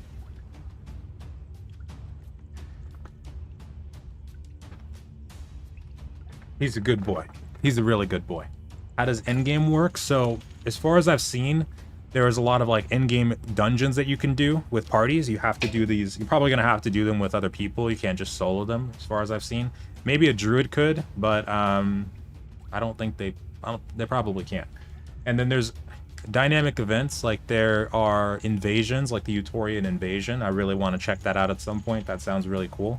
That happen periodically. Sometimes there's GM events. They happen pretty often. And there's GM events and then game regular events that the game itself will host. There's also champions, like they're rare elite mobs that you can find around the world. That's something that you might be able to farm with other people too. Questline wise, as far as I've heard, the main story quest will only take you so far. It's not going to take you all the way to end game. So when you get past a certain point, you're going to be doing a lot of like mob farming and probably job tasks. And job tasks are like hunt missions where you can talk to an NPC. They want you to hunt down like 10 zombies or 10 wolves. So you do that for them and there's a time limit on it. And then you come back to them and get gold and experience. And yeah, I think that's the majority of what you'll see at endgame too. And then there's also going to be guild mechanics that you can become a part of or experience. So like there's guild wars. You can declare on another guild and earn prestige for killing them. And then you can build territories like guild territory. You can, I think it's called a headquarters. And I'm trying to think if there's anything else that I saw right off the bat. There, of course, there's PvP tournaments and the PvP arena. Open world PvP is a thing as well. There's different zones that you'll come across and you'll be able to get attacked or attack other people in them, but there's not full loot PvP. As far as I saw, there's only ever a chance, and I need to find out where I read this, of dropping like one item, but it's most of the time you'll just have a penalty of experience and gold loss when you die, not the actual item loss at all. And it's not going to be on sale at Steam on launch. As far as I saw, there's no Steam page for it yet, but there's plans for Steam release though.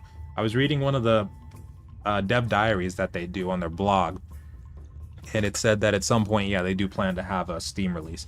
It was on their it was either on their dev diary or it was on the forums somewhere, but it might have been on that forums actually, because like back in 2019 they did some Q&As too. And I remember reading through those. So it was in one of those places. But yeah, at some point, they're probably going to have Steam release.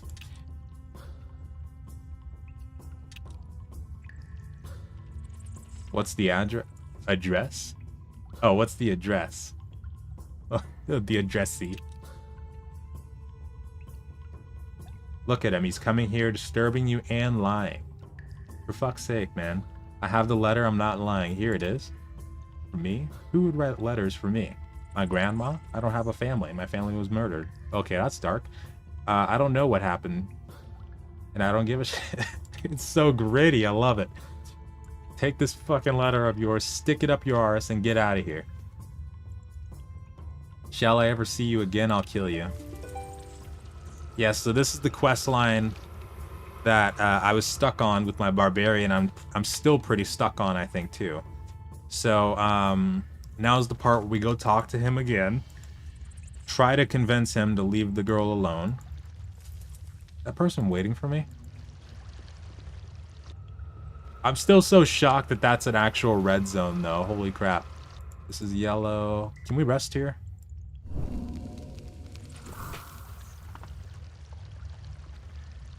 Oh, if you go down near the mine... So, a little bit farther down, right? That entire area? I knew it. It had to be. Yeah, because I remember I was down there, like a week ago, and on my barbarian, I was trying to gather those crystals, and it told me I couldn't rest there.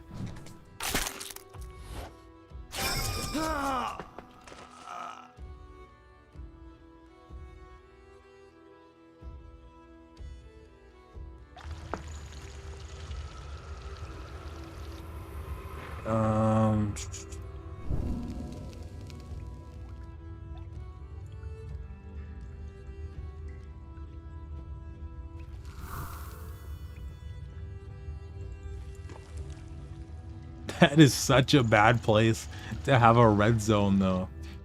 Okay, I can't do it right now. He sees. I'm gonna do a task really quick.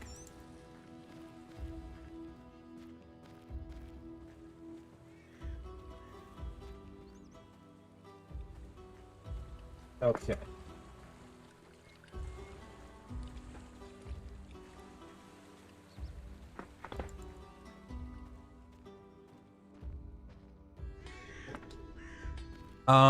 I don't know, but judging by the health, probably around level 20-ish. Just judging by the health that I saw. If he's still in there when we get back, I'll check, but... around there for sure. I knew I wasn't going to win that fight, though. There wasn't going to be any way of that happening, but... if I drained his mana, maybe, like, all the way down... Oh, 23. Yeah, I forgot when I checked it earlier.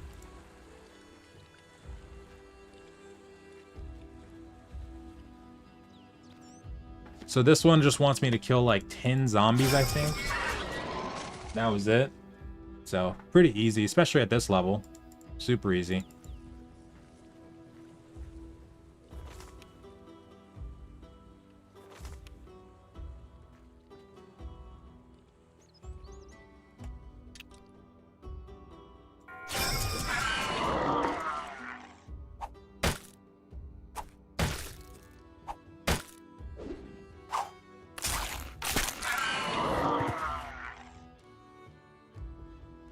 Okay, sweet. I think I have another quest I need to do as well. Emily's dress. Okay.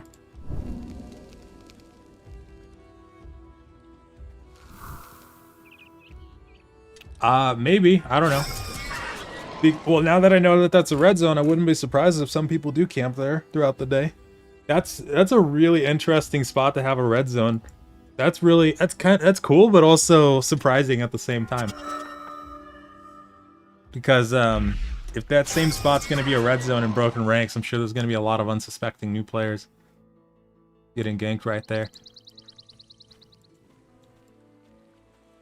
I feel like I'll just be sitting on the sidelines and just smirking, just seeing them all walk in there, wondering why they all get engaged in combat. But if you kill somebody that's like a lower level than you, I should go back and look at the sadist mechanics. But you'll start getting sadist points, and then after a certain point, you'll be able to get attacked in most areas except green zones. And then if you die, your penalty is going to be much bigger. So like you'll lose a lot more gold and experience. So there is a system against doing that kind of thing, but it'll still happen from time to time. People will still do it, of course.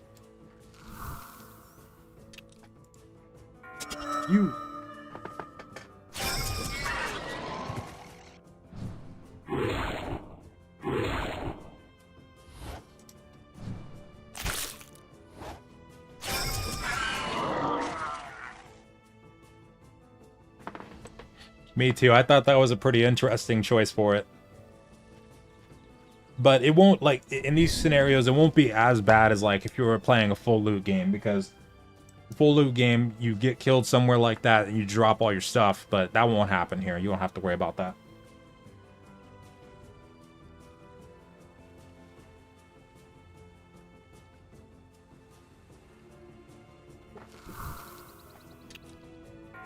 Might be almost done, actually. I'm gonna check.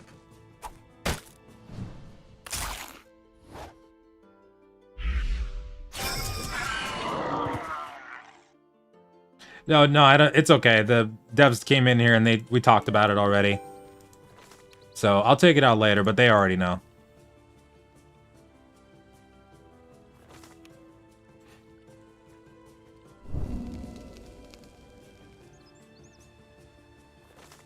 I didn't even know that, though. That's really interesting. Because, of course, botting is one thing, but, like, people were doing that, myself included, we were doing that in, like, sandboxes. Like, I remember Life is Feudal. I would just play on another character right beside me, and it would help me farm. Like, Mortal Online as well. I would do the same thing. And it would just be like an extension of your character, almost. Because in those games, at least, the grind was pretty intense, so having another character able to help you with that kind of stuff was really useful. So what I did is I had 4 different, well, for Mortal specifically, that one you could do it more on because you could log into the client and the Steam version at the same time. So I had 4 different windows, and I would just tab between them. But I did not know that for this game, that you couldn't do that. But no, it's okay. They already know. Wait, hold on. That's the wrong menu. Oh, we're good. Okay.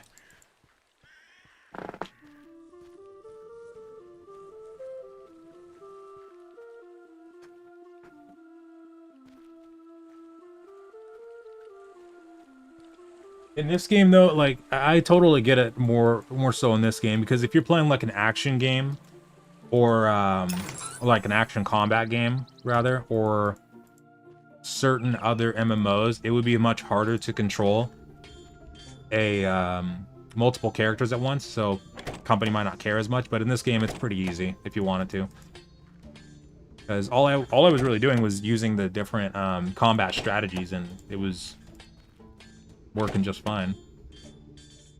Although, I would imagine if I had not said anything and I just had that druid following me around, probably wouldn't have been, like... Because, realistically, if you have somebody living in your household and they're playing right beside you, they would, you know, there's no real way to distinct that, unless there's some requirement of only being able to log in from one location with one IP, with one client. I'm assuming there's nothing like that, so I'm assuming it will still happen. It's just me broadcasting that is probably what brought attention to it. Are they still in here? Oh yeah, they are. You sly bastard. Nope.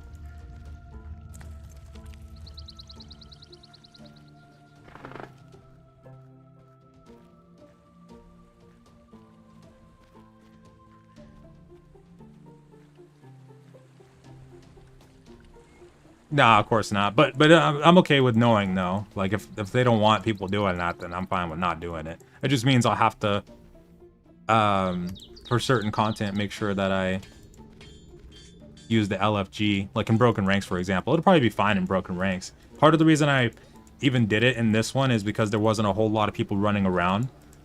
So there wasn't a whole lot of people to group with right now. But in Broken Ranks, it'll probably be just fine. Billy!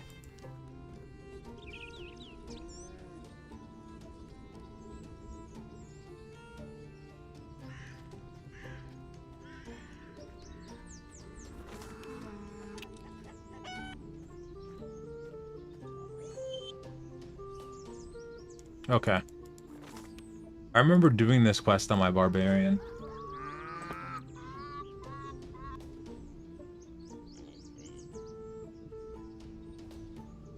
I come here on Emily's behalf. I sent for the dress pattern that your wife once sewn for some rich lady. Do you still have it?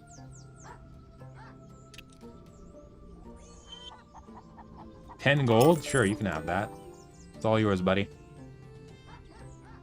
Do you need anything? Go harvest potatoes. I like how we're just buddy now. And one of the previous quests I did, I got him voted out of the village council.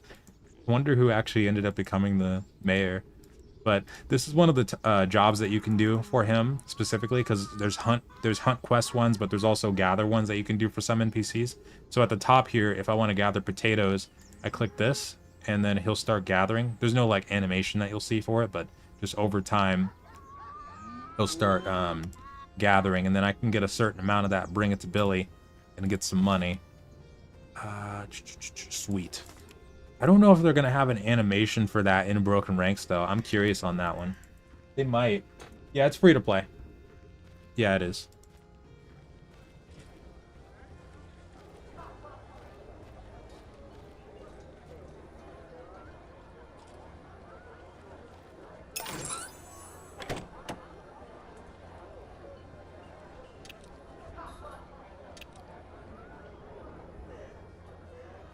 But it's a long way to dress. Now I need fabric of the highest quality. Darko has the most luxurious and cashmere in his store, but I can't ask for those as my dress is supposed to be a surprise.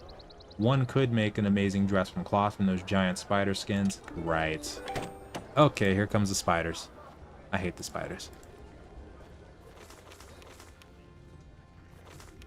They're not as bad as the Tangler. That was like the mini boss one. But still, I don't like the spiders. They can be kind of annoying to fight.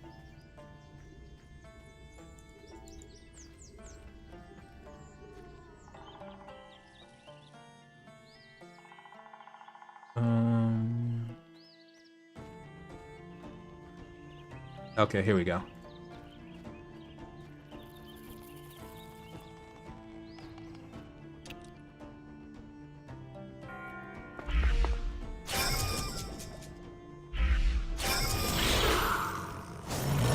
How many quests? Probably about 9-ish total since I got to the capital of Trentus, or not capital, but the area, the village or city of Trentus, because the game starts off with a tutorial, and you're in, I think we're in Taern during the tutorial, and then there is this Utorian horde, and the Utorian is like the orcs, the orc faction of this game from what I was seeing so far. So they come to Taern and they start pillaging and raiding and trying to take it over. You have to leave. Is that guy purple? Is that purple name? I think that was actually a sadist. Yeah, that's interesting. So him, or her, that's what you would get if, that looks really cool. Holy crap. Wait, let me, damn it. I wanted to look more at her character. I think she had some elixirs on, and that was making her character a little bit stronger. Like, I think she had some buffs on from elixirs. Wanted to look at those a little bit more.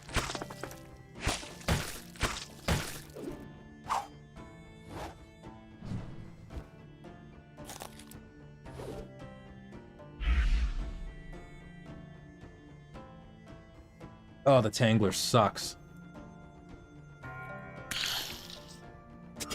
Come on, come on.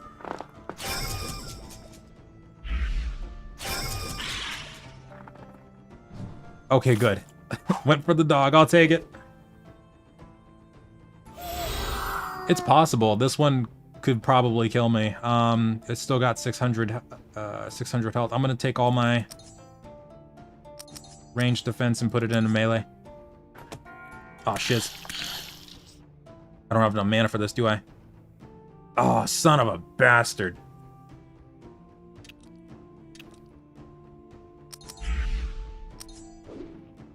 Hopefully he goes for the dog, and the dog's bleed should help me a little bit on this one, because that bleed does work. Dog might die, though. Dog might die. Okay, come on.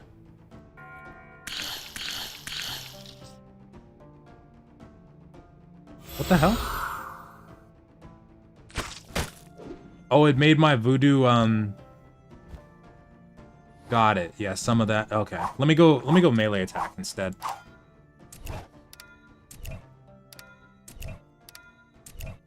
We got to, because my dog's gonna die otherwise. No.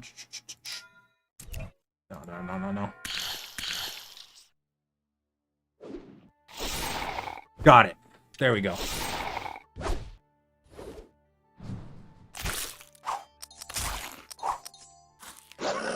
Dog's dead. I'm alive. Bye, spider. Oh, shit. Oh, that was close. That was really close. I'm gonna rest because this spider, when I move, might just trigger onto me, and if it does, I'm gonna die.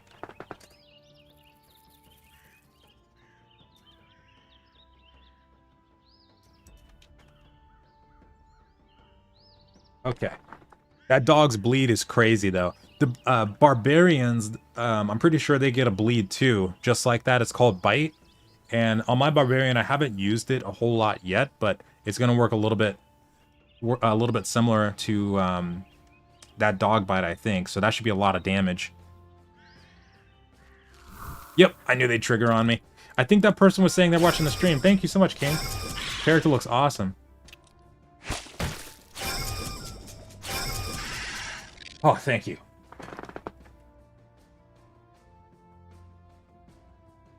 Yeah, just by the skin of my teeth I lived. I'll take... Oh, damn. Okay, now I'm dead. Right, the Tangler respawn. Shit.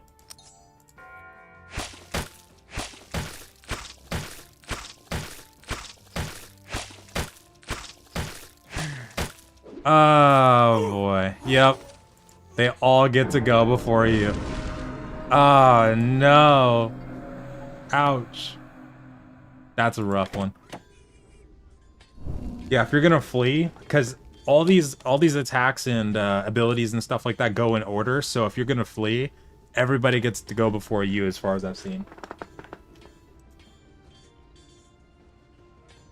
Shit, dude, that hurt.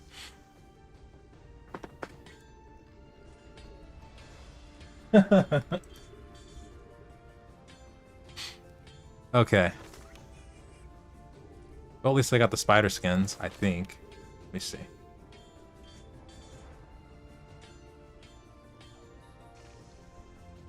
How many do I have?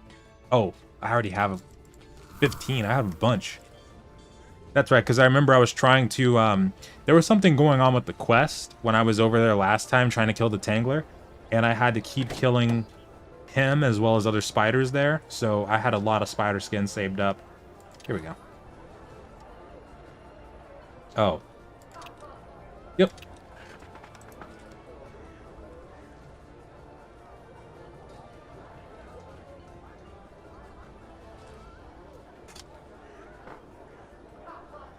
You can even kill those Zeds. I don't care. You have to bring me 5 of the purple berries.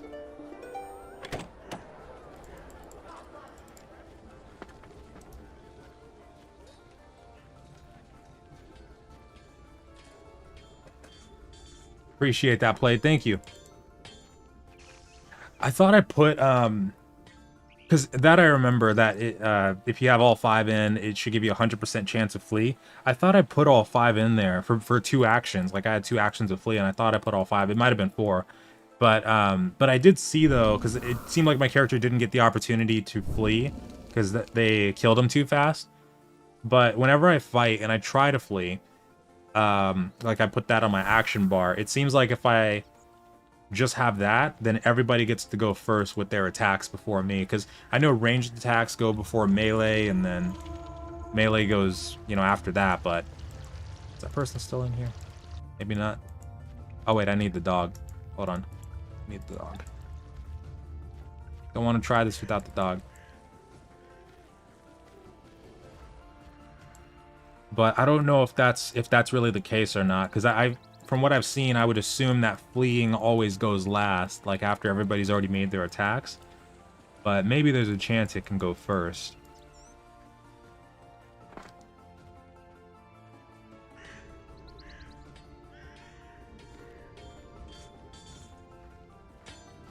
Where am I going here? Oh yeah, down here.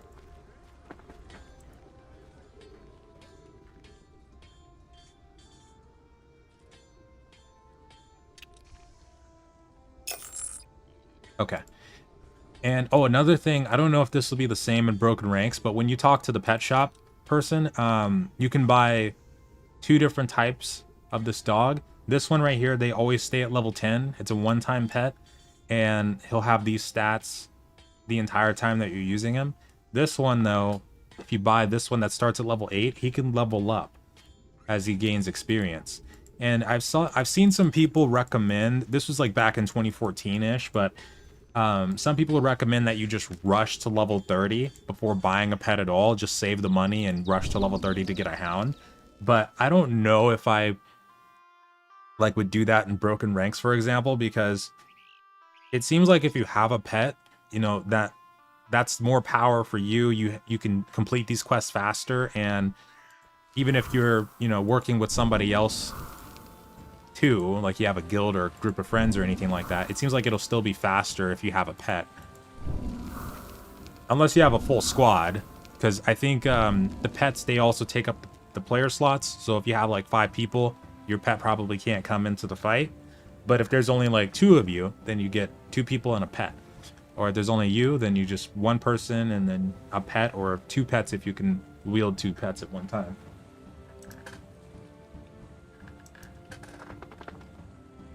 Okay, so yeah, okay, so fleeing is the last action in the round. Gotcha. Okay.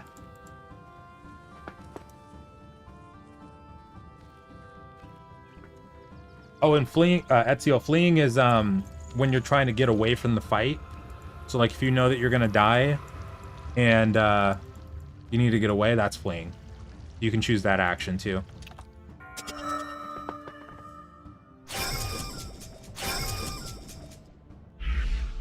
And what's up, Cryptic? It's not out yet, but everything that you're seeing in the Pride of Taern, a lot of this is going to be transferred over into Broken Ranks because the systems are going to work very similarly, if not the exact same for a lot of it. So anything that we do in Taern, a lot of it will look the same, except the graphics will be much better, and then they'll make a lot of improvements in Broken Ranks. But yeah, I'm excited to try it. I'm still iffy on which class I would want to go. Fire Mage sounds really nice, but I've been kind of growing. Voodoo's been really growing on me too, so I'm not really sure. Because I was gonna go with, of course, Barbarian or Knight, but I feel like there's probably going to be a lot of people going Barbarian and Knight, so I'll see. Sweet, the Wolf's level 10. So I figured I could probably be more useful going with another class that has high DPS or focuses a little bit more on debuffing to help the teammates.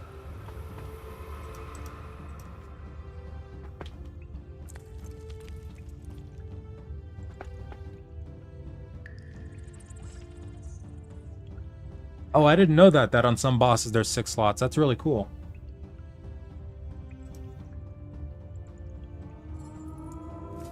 Do pets always cost platinum? From what I've seen so far, it seems like they do. I don't know if the higher tier ones will, but I'm assuming they might. But one thing that Broken Ranks will have at least, because yeah, right now, from what I've seen in Pride of Taern, it doesn't seem like we can get platinum from the chest. I did get I got 10 platinum just for joining the game though. Like in my mail here, this one here, welcome to Taern, 10 platinum. So at least that can get me a couple pets for a little while. But in Broken Ranks, we should be able to actually find platinum chests around the world, so won't have to like buy them all the time, or you know, buy them with real money, and real money only.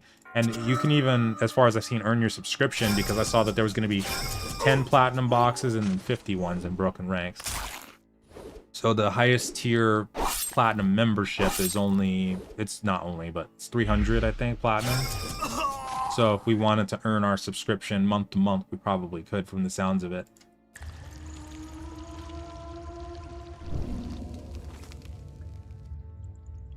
This one, the Bloody Corpse Ship.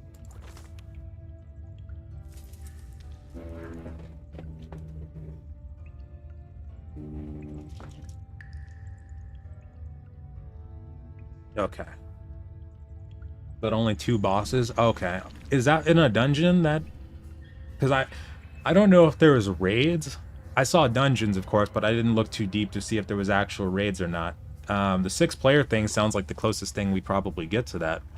But it would be cool if there's not raids. if in the future they did incorporate something that could go up to like 8 people, that'd be really nice. 10 sounds like it might be too much, but... Or, well, not too much, really, but I don't know, maybe it'd be too much going on at on the screen at one time, but 8 sounds like it'd be pretty nice.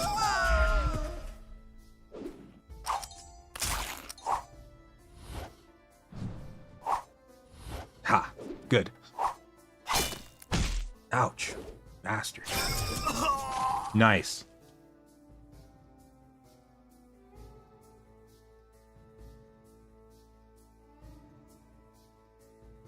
Yeah, there's gathering in the game too, Raven. I can probably show you it in a little while too. But yeah, you like in this mine that I'm in, this cave, we can go into the deeper parts of it and gather crystals. This one. And then in the woods, you can go to specific trees and gather wood. And then the potato farm that's next to Billy, like over there, we were able to gather potatoes. So there's going to be various different resources like that throughout the maps that we can probably gather from. Like, I'm pretty sure we can gather spider... Was it spider something over where the spiders are? I can't remember exactly what it was, but... Free-to-players get... Oh, okay, so that is the thing. Okay, I see. Because, I know at level 10... where was it? Level 10, I got 1,000 gold. So somebody was asking about that earlier, and I think that's what I was saying, is I think that once we level up some more, we might get more platinum as opposed to just gold. So it sounds like in Broken Ranks that'll be a thing too, because I didn't get a chance to play the open beta, but I watched a lot of the footage that was available so far.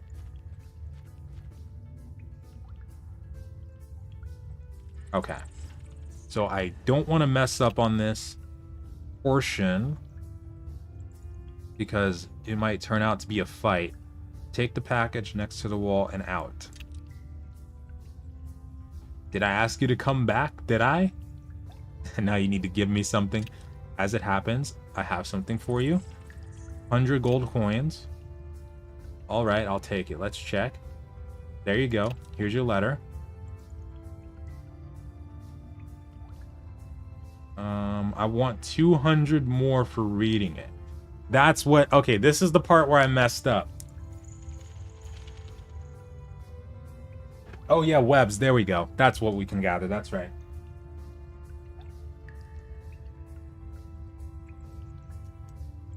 That's the one. Okay.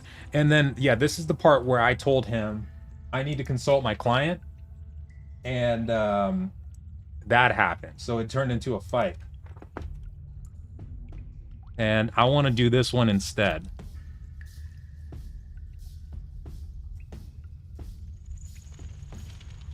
You said every 10 levels you'll get Wait, let me read that again. Oh, okay. Every 10 levels you get platinum. Okay, I gotcha.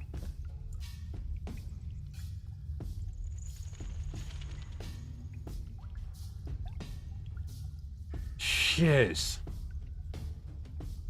Okay, so this is gonna turn into a fight anyway? You should have said so straight away.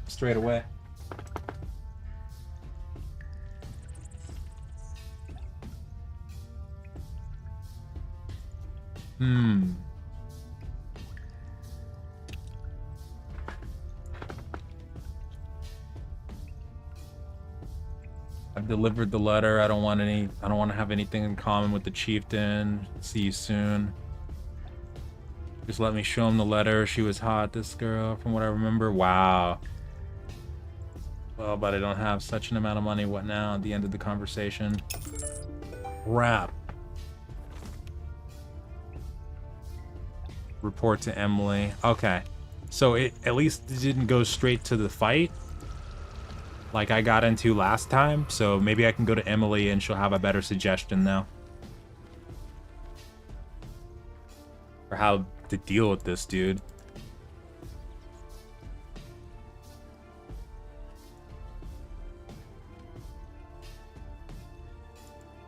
Wait. Okay, here we go.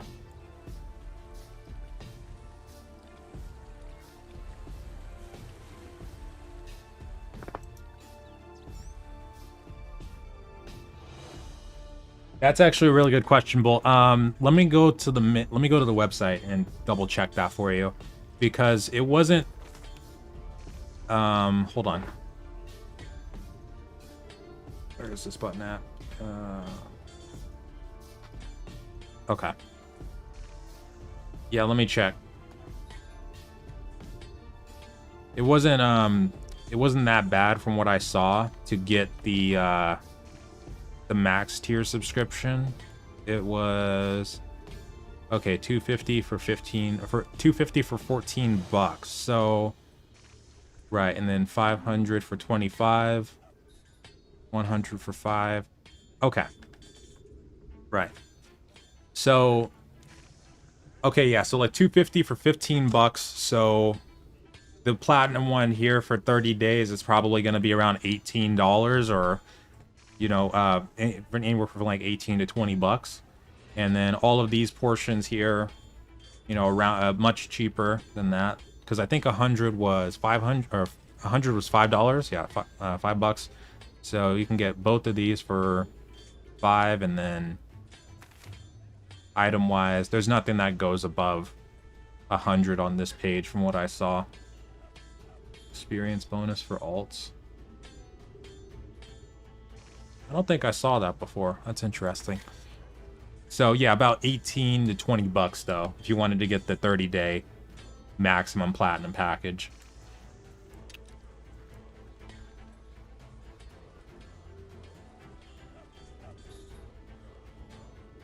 You get more platinum as you level up. Okay, I'm excited for that. I want to get to level 20 and see how much we get from that. At level 10, I got this one. I got 1,000 gold. But it sounds like at 20, I might get the first platinum bonus.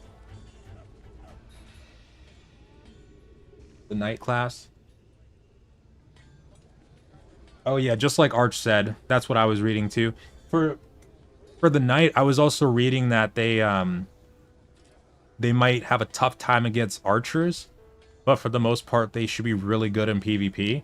Well, and when I was reading that, it said, it was on a forum page that was talking about how archers should not be your main character class, because this person was trying to say that archers were pretty lackluster compared to other classes in terms of damage and even debuffing. But then in the replies, people were talking about how archer's main role is more of a debuffer as opposed to DPS. And keep in mind, this was years ago, so they probably made changes since then. But yeah, people were saying that archers really are useful, and even against knights, an archer that knows what they're doing should be able to take out a knight without too much problem. But I don't know if that's still the same case. But as far as knights go, though, they seem like they're pretty powerful either way. And I remember seeing that knights should be able to take damage for their teammates, because I saw on the Discord how people were having a conversation about if there should be taunts in the game. Because I thought there was actually taunts already, but apparently there's not a full-on taunt that a knight can do. But they can take damage for their teammates, is what I believe I did see in their skills. So like if you have a fire mage in your party and you're doing PvP, the knights might try to protect the fire mage, because that can be a really good character to keep alive until the end of the fight, because they can do a lot of damage, especially AoE. And if they're protecting them, then the knight should be able to take all the damage that they take, is how I think it works.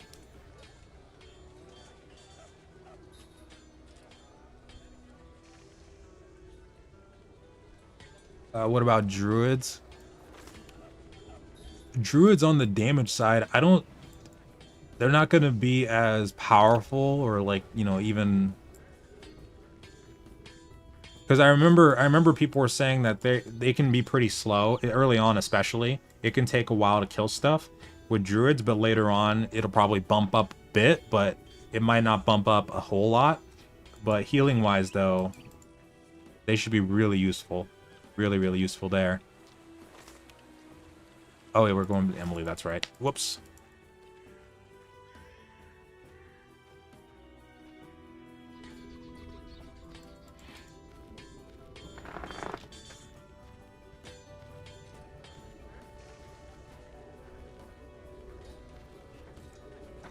Emily, Emily, Emily.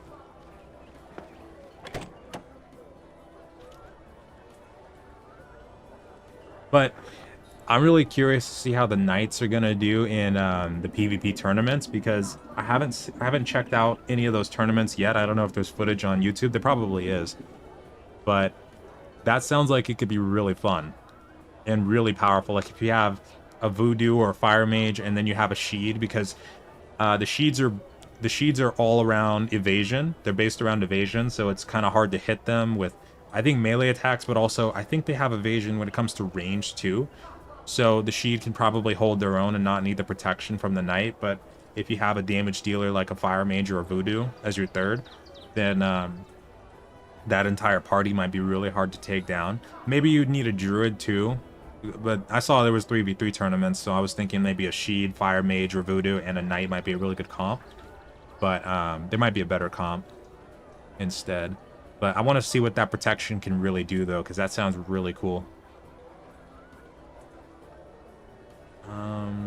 Caves. Here we go.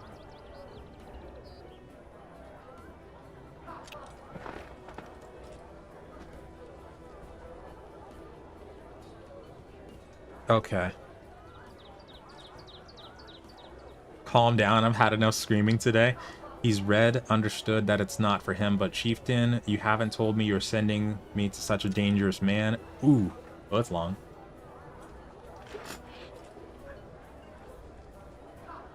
Oh, okay, there is videos on that? Yeah, I would love to check that out.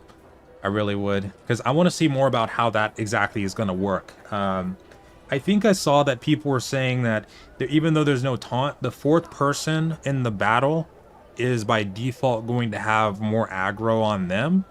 I don't know if that's true though, but that was what I was reading in that conversation that they were having on Discord about the taunting aspect. So I'm really curious if that's the case, because then if that is, then I guess if you had the Knight in the fourth slot, or if you had in PvP, for example, if you have to take somebody out really quick and then put the fourth, no, not in PvP, in a dungeon, like if the fourth person dies, then you want to take somebody out, put them back in, or have another person join in that spot. I wonder if that would work, or if that person would become the fifth player instead of the fourth. But I'm really curious to see if that's true also, if the fourth person really does have the most aggro. Let's see. Then he started to pinch me every time he saw me. He, a big man, was plowing the field, and I was still little, and chasing the flowers and butterflies. Whoa. Okay, let's skip the details. Kiss me. Okay. You asked for the story, now listen. But I've quickened its pace. One can hear it calling from the next room. Oh, okay. Darko's calling me, so wait a few minutes for me, I'll soon be back. Namely, the one who's currently called Chieftain oppresses the neighboring villages because of it. I'm ashamed to admit, because of me. That's why I keep it a secret. I've rejected his proposal many times. He's always been a bore and used his boys to help him. Now he's a grown man, and as we can see, hasn't grown up from his stupid ideas. He plans to stay here for as long as I won't yield to his will. What the hell? And now we have the chance to stop his wrongdoings. I'll give you a kiss if you do something. Okay. Go to get apple cider if it's needed, because it's needed. Pay Billy with the gold. Alright. Damn, we gotta pay 500 gold for some apple cider? What the hell? And that's her dad she wants us to buy it from, too. What a cheapskate.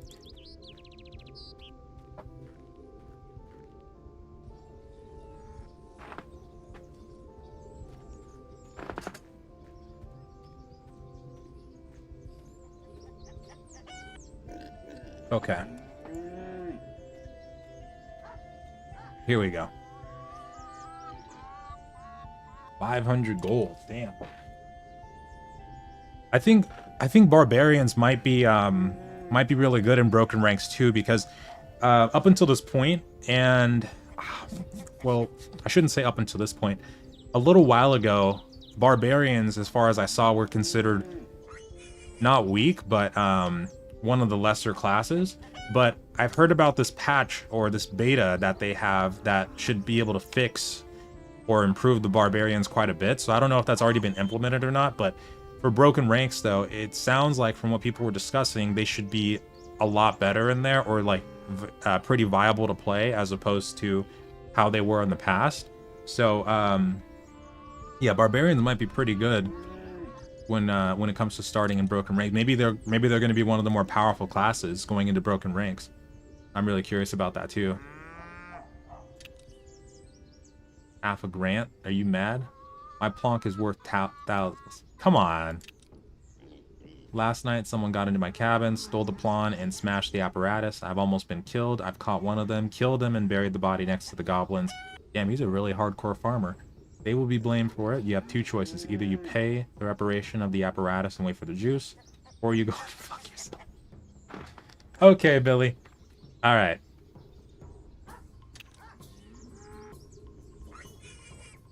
Come back later for the bottle of the plonk. Wow.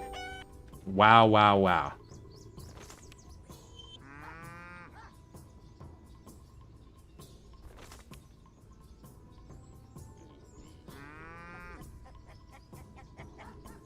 Broken ranks versus War Tales. Yeah, I would say they're probably going to be much different in the way they play too.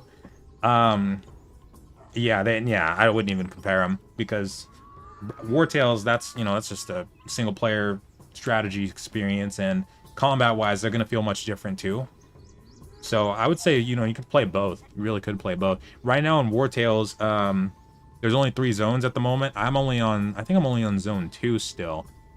But you could probably be done with that game in about probably like 2-3 weeks. Finish everything that there is to finish. So you could probably do both. I like to make the townies angry. Wow. So what? The plonk. Come on, Billy. Just look at him. What a bandit. What a day. Oh, I hope that was a Mad Max reference. What a lovely day. All right, let's go.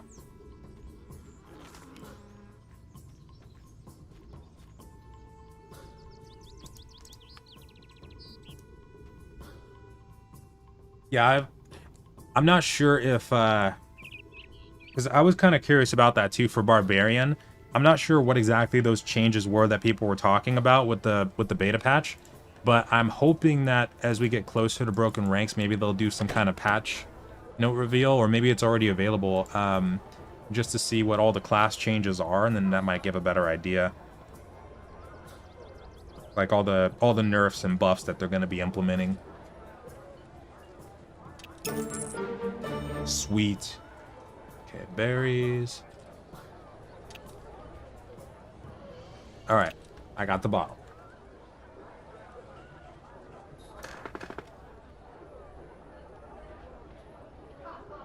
Okay, took the bottle from you and disappeared from sight. She came back after less than a minute. Now go to the witch for the poison and the spice.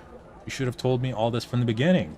Do we need all the mysteries? I wouldn't linger here any longer. If you kept the matter straight from the very beginning, I'll soon be back with the poison. So we're gonna poison the guy. Oh, that's gonna work fantastic. Yeah, he's not gonna be suspicious about that at all. Hopefully not. Go to Hoburl and get the poison. Oh, Sheet is the combat brawler. It's the one that wields the claws. It's like a martial artist.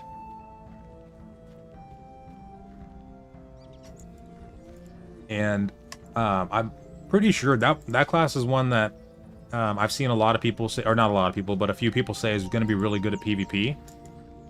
And looking at their skills, they seem like they specialize in evasion. Oh, we have to go to this map. Interesting. Okay.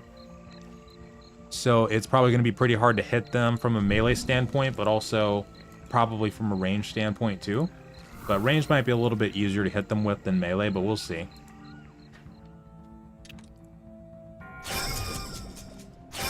Oh, they got 300 health. Still okay for me, though. I still want a knight so badly, but I feel like there's going to be a bunch of unbroken ranks. Like, I feel like there's going to be a bunch of knights and barbarians. That's why I was kind of leaning more towards Voodoo or Fire Mage. Because, just from the videos I've seen, it seems like they can put in some work. I think Fire Mage more so than Voodoo, but... Well, I don't know. Because reading the skills, it seems like Voodoo can be pretty useful. on the debuff side of things. And what was it? I know Archer, they combo better with, I think, one of the physical classes. I think they combo better with Sheed, maybe. And then Fire Mage Voodoo might be a really good combo together. I can't remember on that side of things, but one thing I was looking for when I was browsing through all of their skills is I wanted to see if like the Archer would reduce target's melee defense, and then I was thinking to myself, okay, so Barbarians would be good to combo with them, or if like Voodoos could reduce magical defense and then Fire Mages can capitalize off that. I have to go back and check through all their skills and see if there's anything like that going on though. Oh, there's a pet shop here too? What? All right.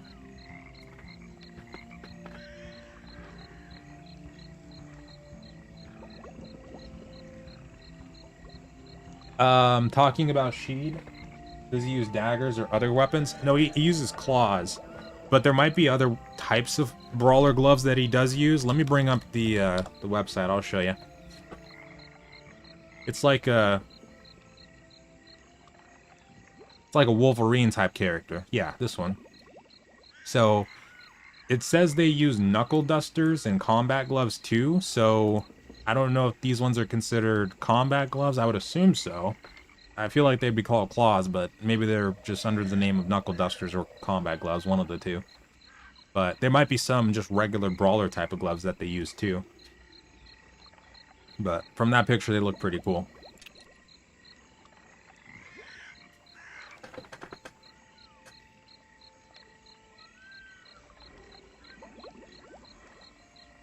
Archer and Fire Mage is good because Archer has debuff and buff. Oh, okay. Really? Okay. That combo I wouldn't have guessed, but I'll have to look at that. I need to look at their skills some more. I need a very good poison. That handsome one from the caves behind the city. Thug is always a thug, but I don't have the fresh poison. It's sold like hotcakes. You can always go to whoever that is for the ingredients, and I'll brew you a new one. Okay. Alright, fine. Where am I going for this guy? Hold on. I don't know if he said.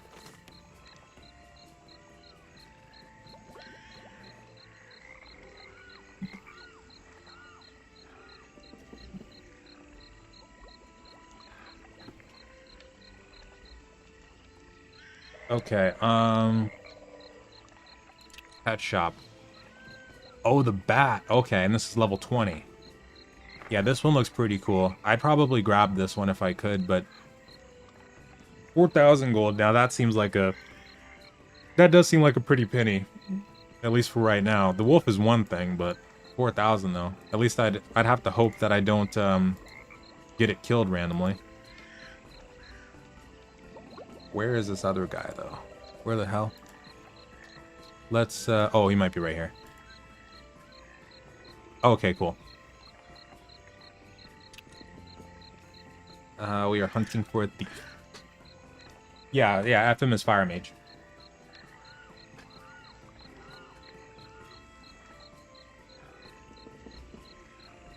Please, it's very important. You could save many people's lives.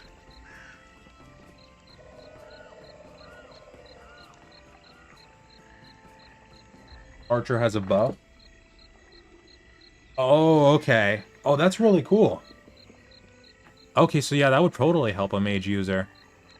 Because one thing I was reading about last night, or not reading about, but I was kind of curious of, is so we have melee attacks that are considered, you know, physical melee attacks, and we have ranged attacks like throw stones and of course shoot option for bows and stuff of that nature.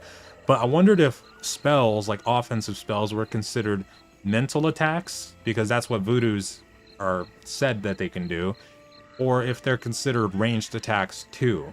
And I assumed that they're ranged attacks, but they go on to the mental side of things. And I'm assuming that it might be the same for Fire Mage. Like, because of course, like when you're attacking somebody, if they have more magic defense than range defense, I'm assuming the magic defense will help them. But I was wondering what class they're considered in terms of like being a ranged attack or mental attack. And on the wiki it says ranged attack for all the spells. So I was kind of confusing myself for a little bit there, but I think it's probably just called that, but it's actually like a mental or magic attack. Do you want to deal with the killing yourself? Oh. Yeah.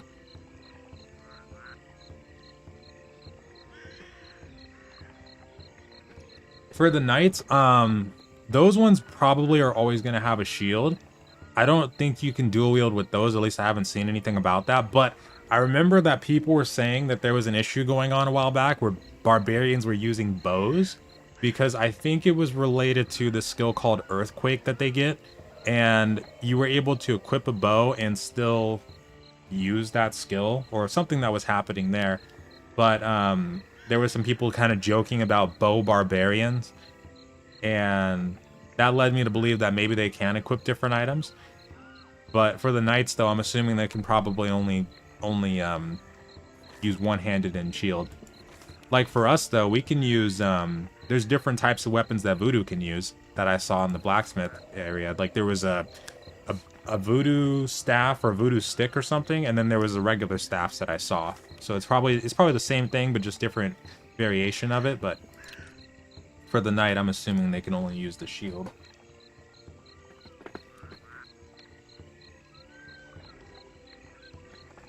Yeah, Barbarians. Yeah, I remember seeing that on the Discord. It was pretty funny. Wait, what did he say to me? Give me a break. You know everything about spiders. Can you do me a small favor? Not quite, but I've come from her place. If you give me the subject of our conversation, perhaps she'll be more favorably inclined towards you. I'll help you, but I need the venom glands, and they must be fresh. Okay, fine. Alright, let's do that. Yeah, actually, I want to read a little bit more about that while we're fighting.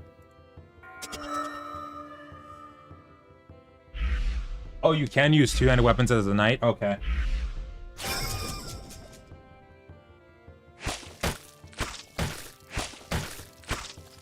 So, because I know that for skills, if you look at them, a lot of them, like the two-handed ones for Barbarian, those ones seem like they require you, at least the majority of them, I don't know if they all do, but it seems like they require you to have a two-handed weapon.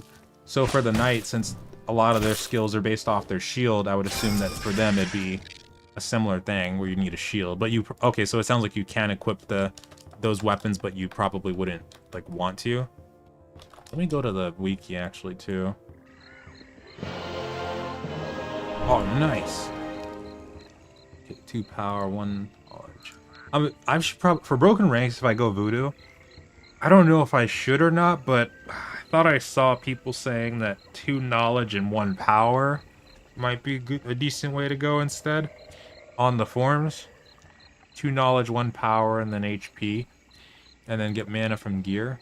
I've been doing 2 power, 1 knowledge, just because I started out doing that way before I did more reading, and I was too lazy to try and reset that. I didn't want to reset that really, but still. Oh, Shadow. Oh, okay, Shadow Shield. Oh, okay, most require it. Right, right. Because, on the wiki, if we go to Night, I don't know if it'll show it on here. I think it will. Right here. And then weapon equipped. It says weapon equipped, but then shield equipped. Okay, so yeah, some of them require a shield, but it seems like maybe some of them you can use with another weapon if you wanted to, or without a shield. That's kind of cool that we can do that at least, though. Maybe in the future they'll develop a way of making hybrid classes. I don't know if that'd ever be something they'd want to do, though.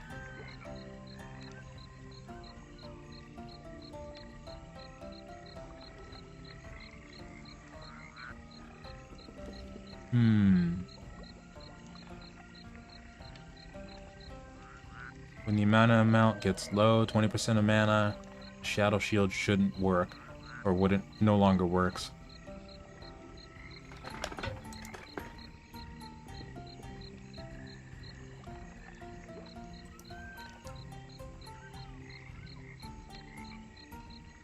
I'm trying to think if I should put this in the beginning of my rotation or not. When fighting with other players, the force is not dispersed prior to the beginning. Oh, prior to being deflected by mana. Damage transferred to mana. This sounds like I probably should.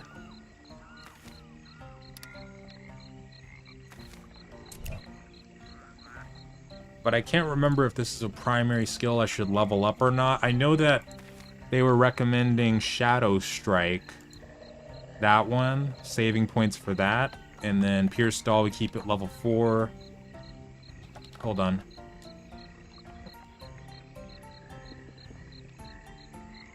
What's up, Lucas?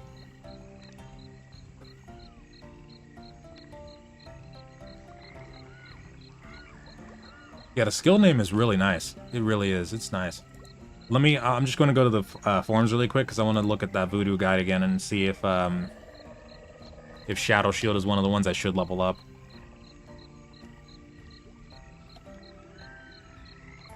Voodoo. Okay, so it doesn't actually show Shadow Shield on here. Focus on saving your skill points for bread and butter skills like Piercing Doll, and then until level... Okay, until level 18, and then Shadow Strikes, try to max it out at level 18, or level 24. By level 24, try to max it out. Secondary skills like Pinned Eye, Devouring Soul, Stupefaction, and Shadow Aura. They might be... we don't have a... oh, we do have a Shadow Aura. Okay. They don't say anything about Shadow Shield. Oh, okay, I gotcha. Not really useful for tougher mobs at the beginning. Okay. I'll probably just not worry about it then right now.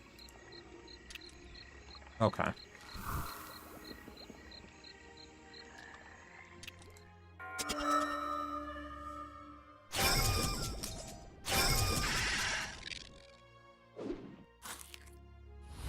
Ow. Sweet.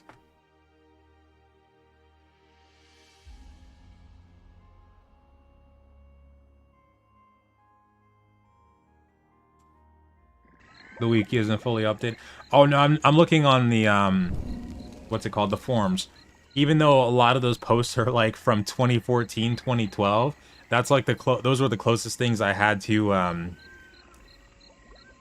like getting some decent information about the game, the game's classes and whatnot. Those and Discord, when I was reading through what people were saying previously about what skills would be more beneficial to use and stuff like that. But I'd assume that a lot of it's changed, so I have to think about these ones sometimes.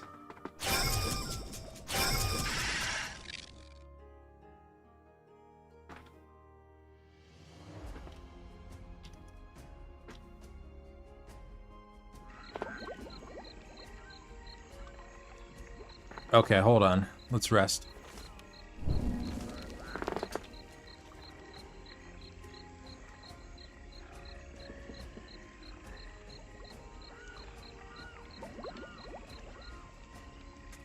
Oh, if you don't have a lot of mana, don't use the shield. Got it. And, oh, the wiki? Yeah, it's a fairly old wiki, I think, so it's just gonna show like that, and just that. Just all white. But yeah, if you search Taern, this is basically the version of the game we're playing. Pride of Taern, and this is the 2D version. This 2D version basically of Broken Ranks. The Broken Ranks is going to be built off of a lot of the systems, and they're going to work very similarly or exactly the same as this one. So everything that you're seeing is going to be pretty much what you'll be seeing in Broken Ranks. But of course, it'll look a lot better and play a little bit, or not play a little bit, but some of the systems will be a little bit different.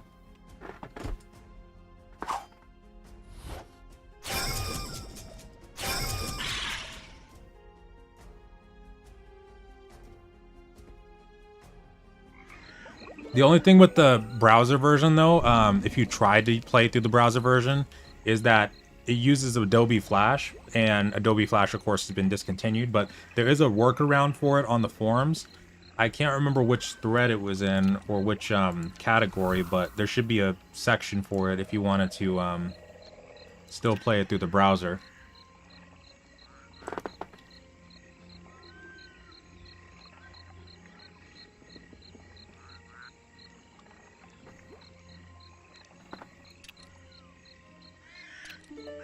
Sweet.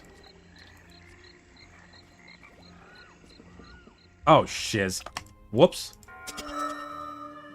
I'm glad I had a decent chunk of mana right there. Oh, ouchie. It's okay, doggy. We're good. We're good. Alright, let's rest. I know how that is with League. I told myself that I wouldn't play it again, and like about a month ago, I started playing it again on and off, and now I'm just to the point where at least once or twice a day I just go in and play a game or two. I don't know what it is with that game, although it's not as bad anymore as it was when I was younger, because when I was younger it had a way of getting under my skin a lot more, but now it's more relaxed when I play the game. I guess it's probably because I don't care as much about the game and care as much about winning, but still.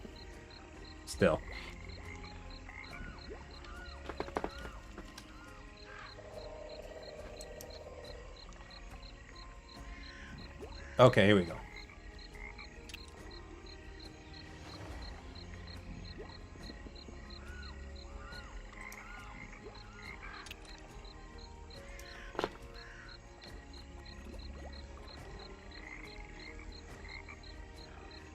Okay, that's your poison. I'm not looking forward to any payment as long as you leave me the rest of the venom.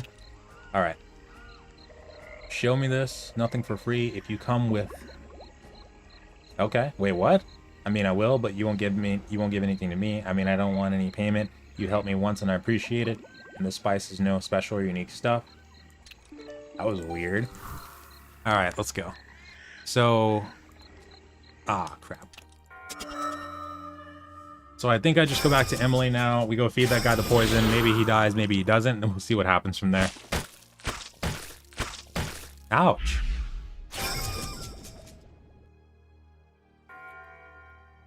Overall, though, I do like, as far as the questing goes, I do like what they've done with the questing system. Because, well, first of all, I love the fact that we can arch off into different stories. That part's amazing. And it seems like it's not just one or two choices and it's just like A or B, go this way or that way. Some of these quest lines, when they arch off in pretty decent ways, it seems, or pretty big ways. So I like that aspect a lot. And then for the main story, I'm actually curious on the what's it called, is his name Desmond? The Desmond portion where you have to, I think I'm on the quest line right now. Keep calm and carry on, when you're going to the city and trying to accept profitable jobs. And the one that I have on my barbarian right now is to go for that artifact that I'm going to be paid like 15,000 gold for, the spear I think it was or something. But I'm pretty sure there's like 2 other types of jobs that you can take, and on this character I'd like to take one of those other ones and see how they go in relation to that one I chose before. And no, it totally can be addicting. There's something about that grind. Like, it doesn't feel as much... It doesn't feel... And oddly enough, it doesn't feel as much of a grind as some of the older school games that we played were. Like, I remember people were saying that you could probably get to level 42-ish and within like a day or two, just by doing the main story quests, a little bit of grinding, and the job task in between. Here we go.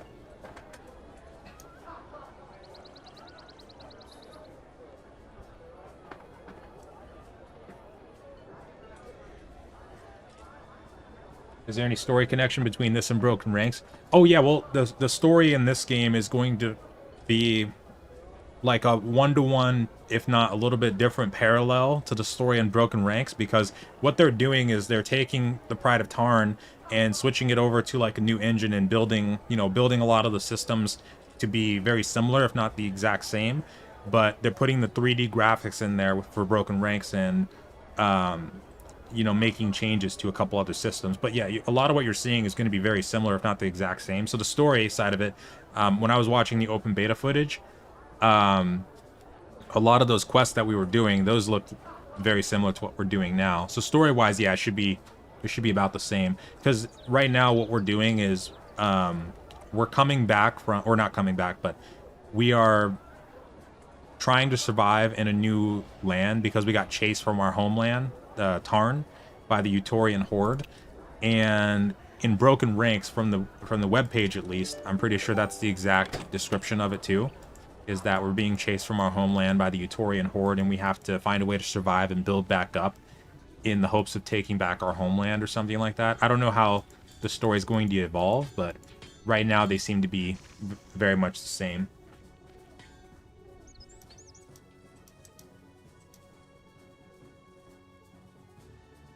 Oh, it's going to be continued in Broken Ranks. That's pretty sick. That's pretty cool. Okay, not this guy. Let's go further. Because I did see that part of the reason they were making Broken Ranks is because they had reached a standpoint with Pride of Taern to where they just started having a lot of technical limitations.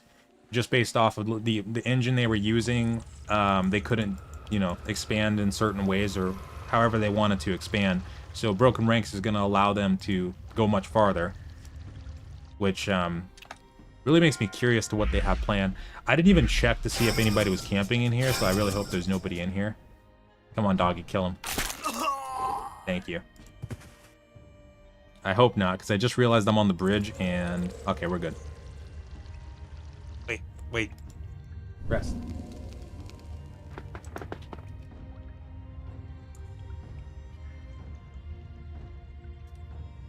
Two or three more quests. I just hope that they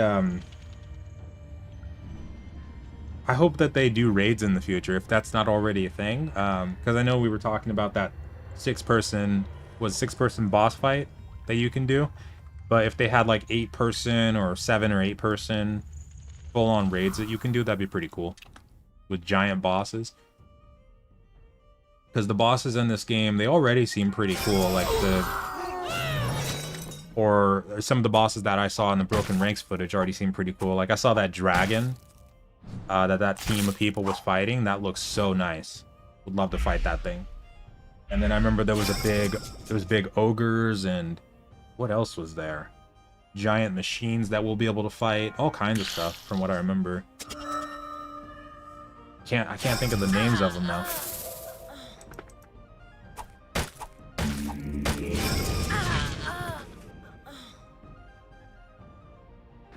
Okay, here we go. Do I have to fight both of these parties or just one? We'll see.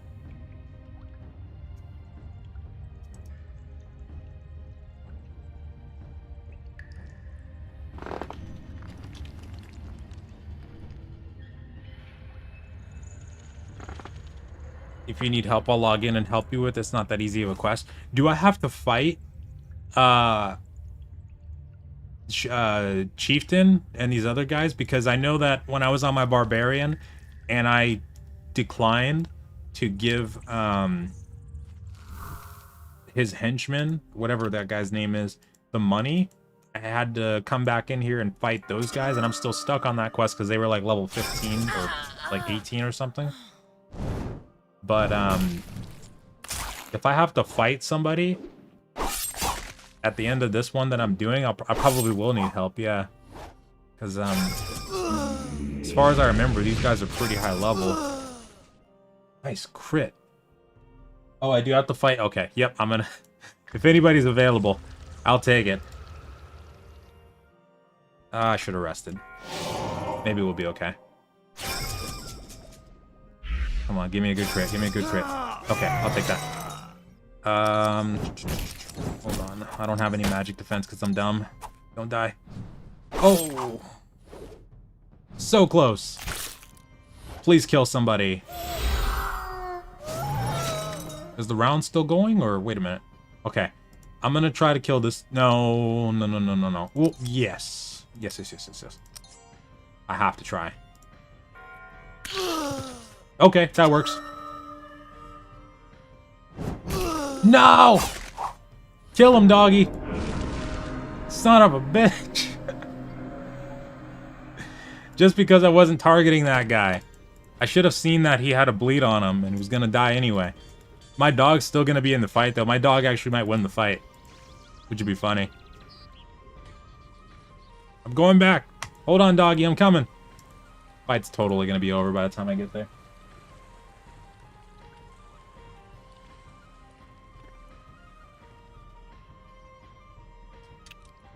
Stupid zombie.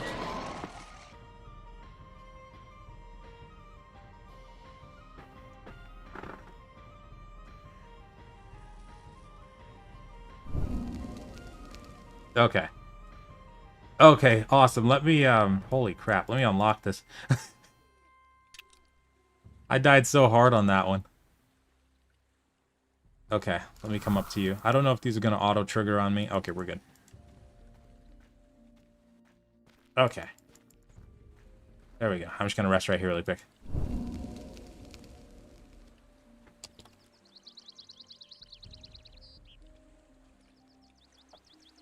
Oh, do I have to accept that? Hold on.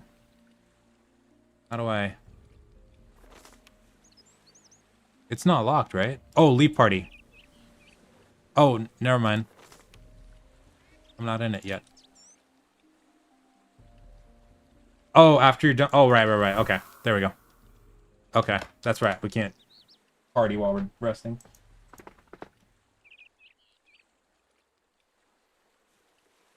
Okay, cool. No, the dog does go with me, but if he's still in the middle of the fight, though, like if I die and he's in the fight still, he won't go with me immediately.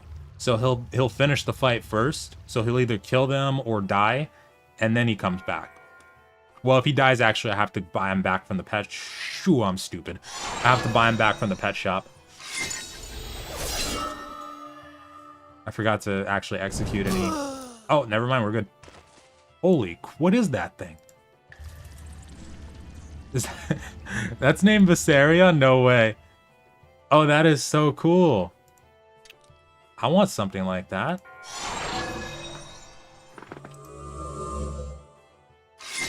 And that's just the same thing with players. So if you die, then you'll go back to the death screen and you'll get sent back to the inn, or if you're in an instance, you might get sent back to another location. But everybody else that's in the fight, they'll still be in the fight, so they'll still have to keep going. And then if they all die, then they're coming back with you. But if they win, then they'll be where they're at. Oh, it's a guild pet. Oh, that is so cool.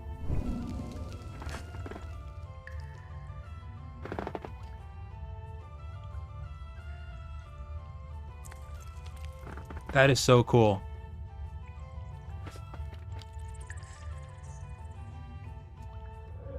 You have to... I need to ask a question after we get into this next fight.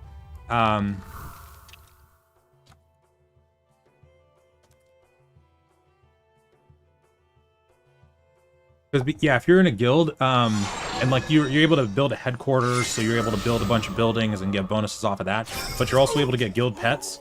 So it sounds like that. Oh yeah, that's a really high tier one, it sounds like then. I would love the hell out of getting a pet like that. That looks so nice. Okay. Alright, let's rest.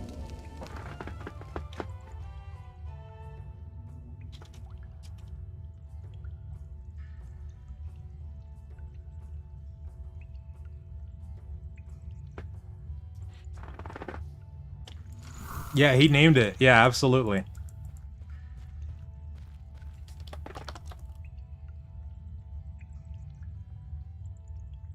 I actually want to... I know people didn't like the...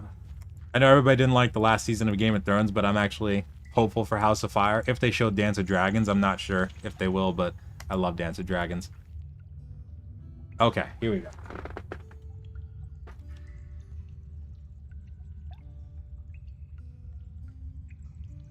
Okay, your order's being delivered according to the plan. I'm going to give you this bottle.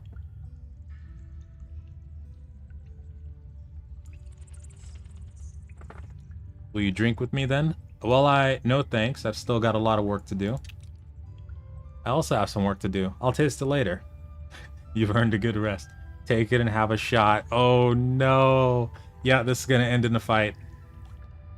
In the moment he clutched his throat, choked, and started to spit with froth. Ooh, then he fell on his knees and died immediately. You turn back and run away.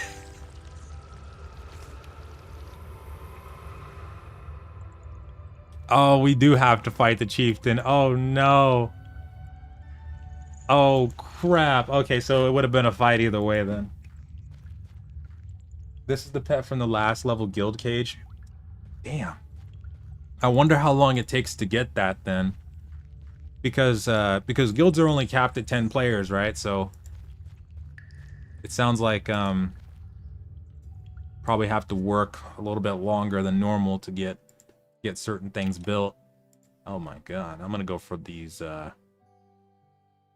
this guy. Ranger. A few months, you say? Oh shit.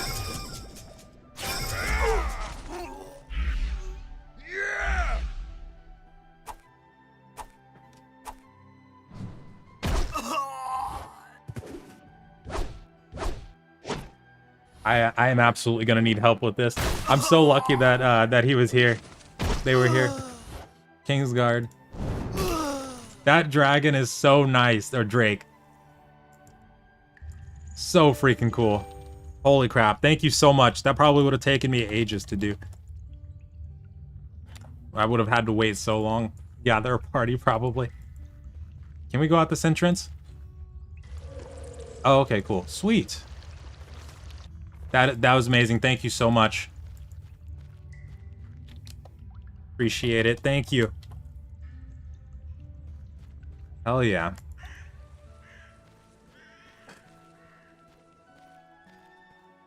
Yeah, 10 players, it's not that much really. Because I saw in the suggestion box that people, or not suggestion box, but the suggestion channel, that people were really wanting them to expand that. I think it'd be great if they did, but maybe they want it that way. I don't know. There's gonna be a lot of alt guilds though.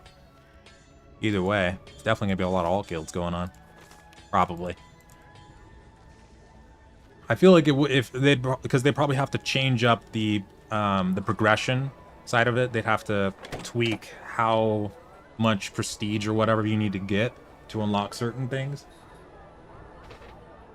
But I think at least 50 would be really cool though, guild-wise. Oh, wait. Oh, it expands? Oh, I didn't even see that. So, you said 21? Is there a maximum then? Is it 21 that you can have maximum in your guild?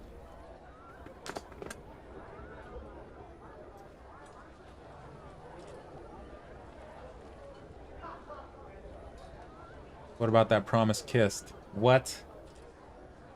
You owe me 2 kisses? No. I've been thinking that I deserve a better prize than just being praised. Oh no. For the next two ones come after nightfall. Oh no. That's not what I meant. You've lost your speech before you managed to say anything. Emily went back to the gym. Okay, sweet, nice. Alright, cool.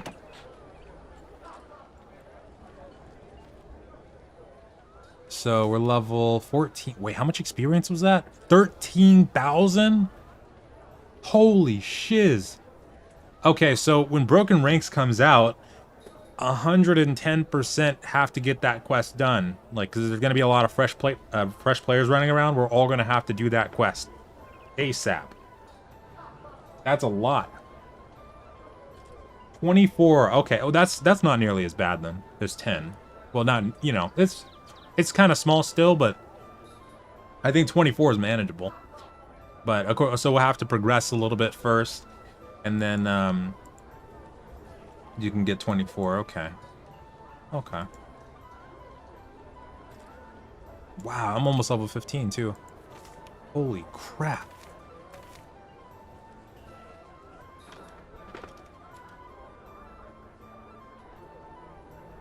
You click on ranking and then guild icon.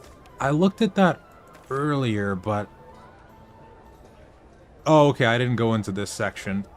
I don't think. Okay, so, okay, I see it now. 24. And then, okay, so yeah, there's probably still going to be alt guilds, but 24 doesn't sound, you know, as bad as 10 to handle. Okay. Well, I'll take it then. Oh, shiz. Oh, they got that before me. That's right, I forgot the platinum chests. They are not instance-based. But, okay, so far, I think we got a lot of progress today. I gotta make sure that I keep an eye on that quest, though, when Broken Ranks comes around, because that was really good experience.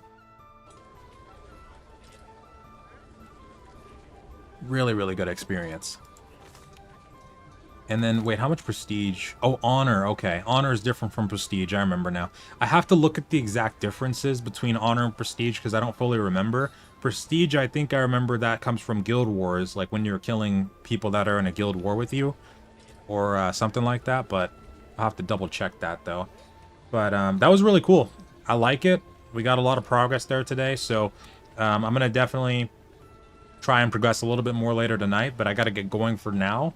But thank you guys so much for joining me for this first look at a little bit of what to expect from Broken Ranks, since everything you're looking at and everything you've seen is going to be very similar to what you'll see in Broken Ranks, if not the exact same. So we got till the 25th, so that's a lot of time. I'd like to get more familiar with the systems in Pride of Taern and see how the mid-game, if I can get there, is going to look like. I'm okay with getting to like level 30. That's fine for me. I don't want to burn out on any of the classes too, so I don't want to go too far, but really appreciate you guys joining me. You guys have a wonderful night or day. I will catch you next time. Peace out, people.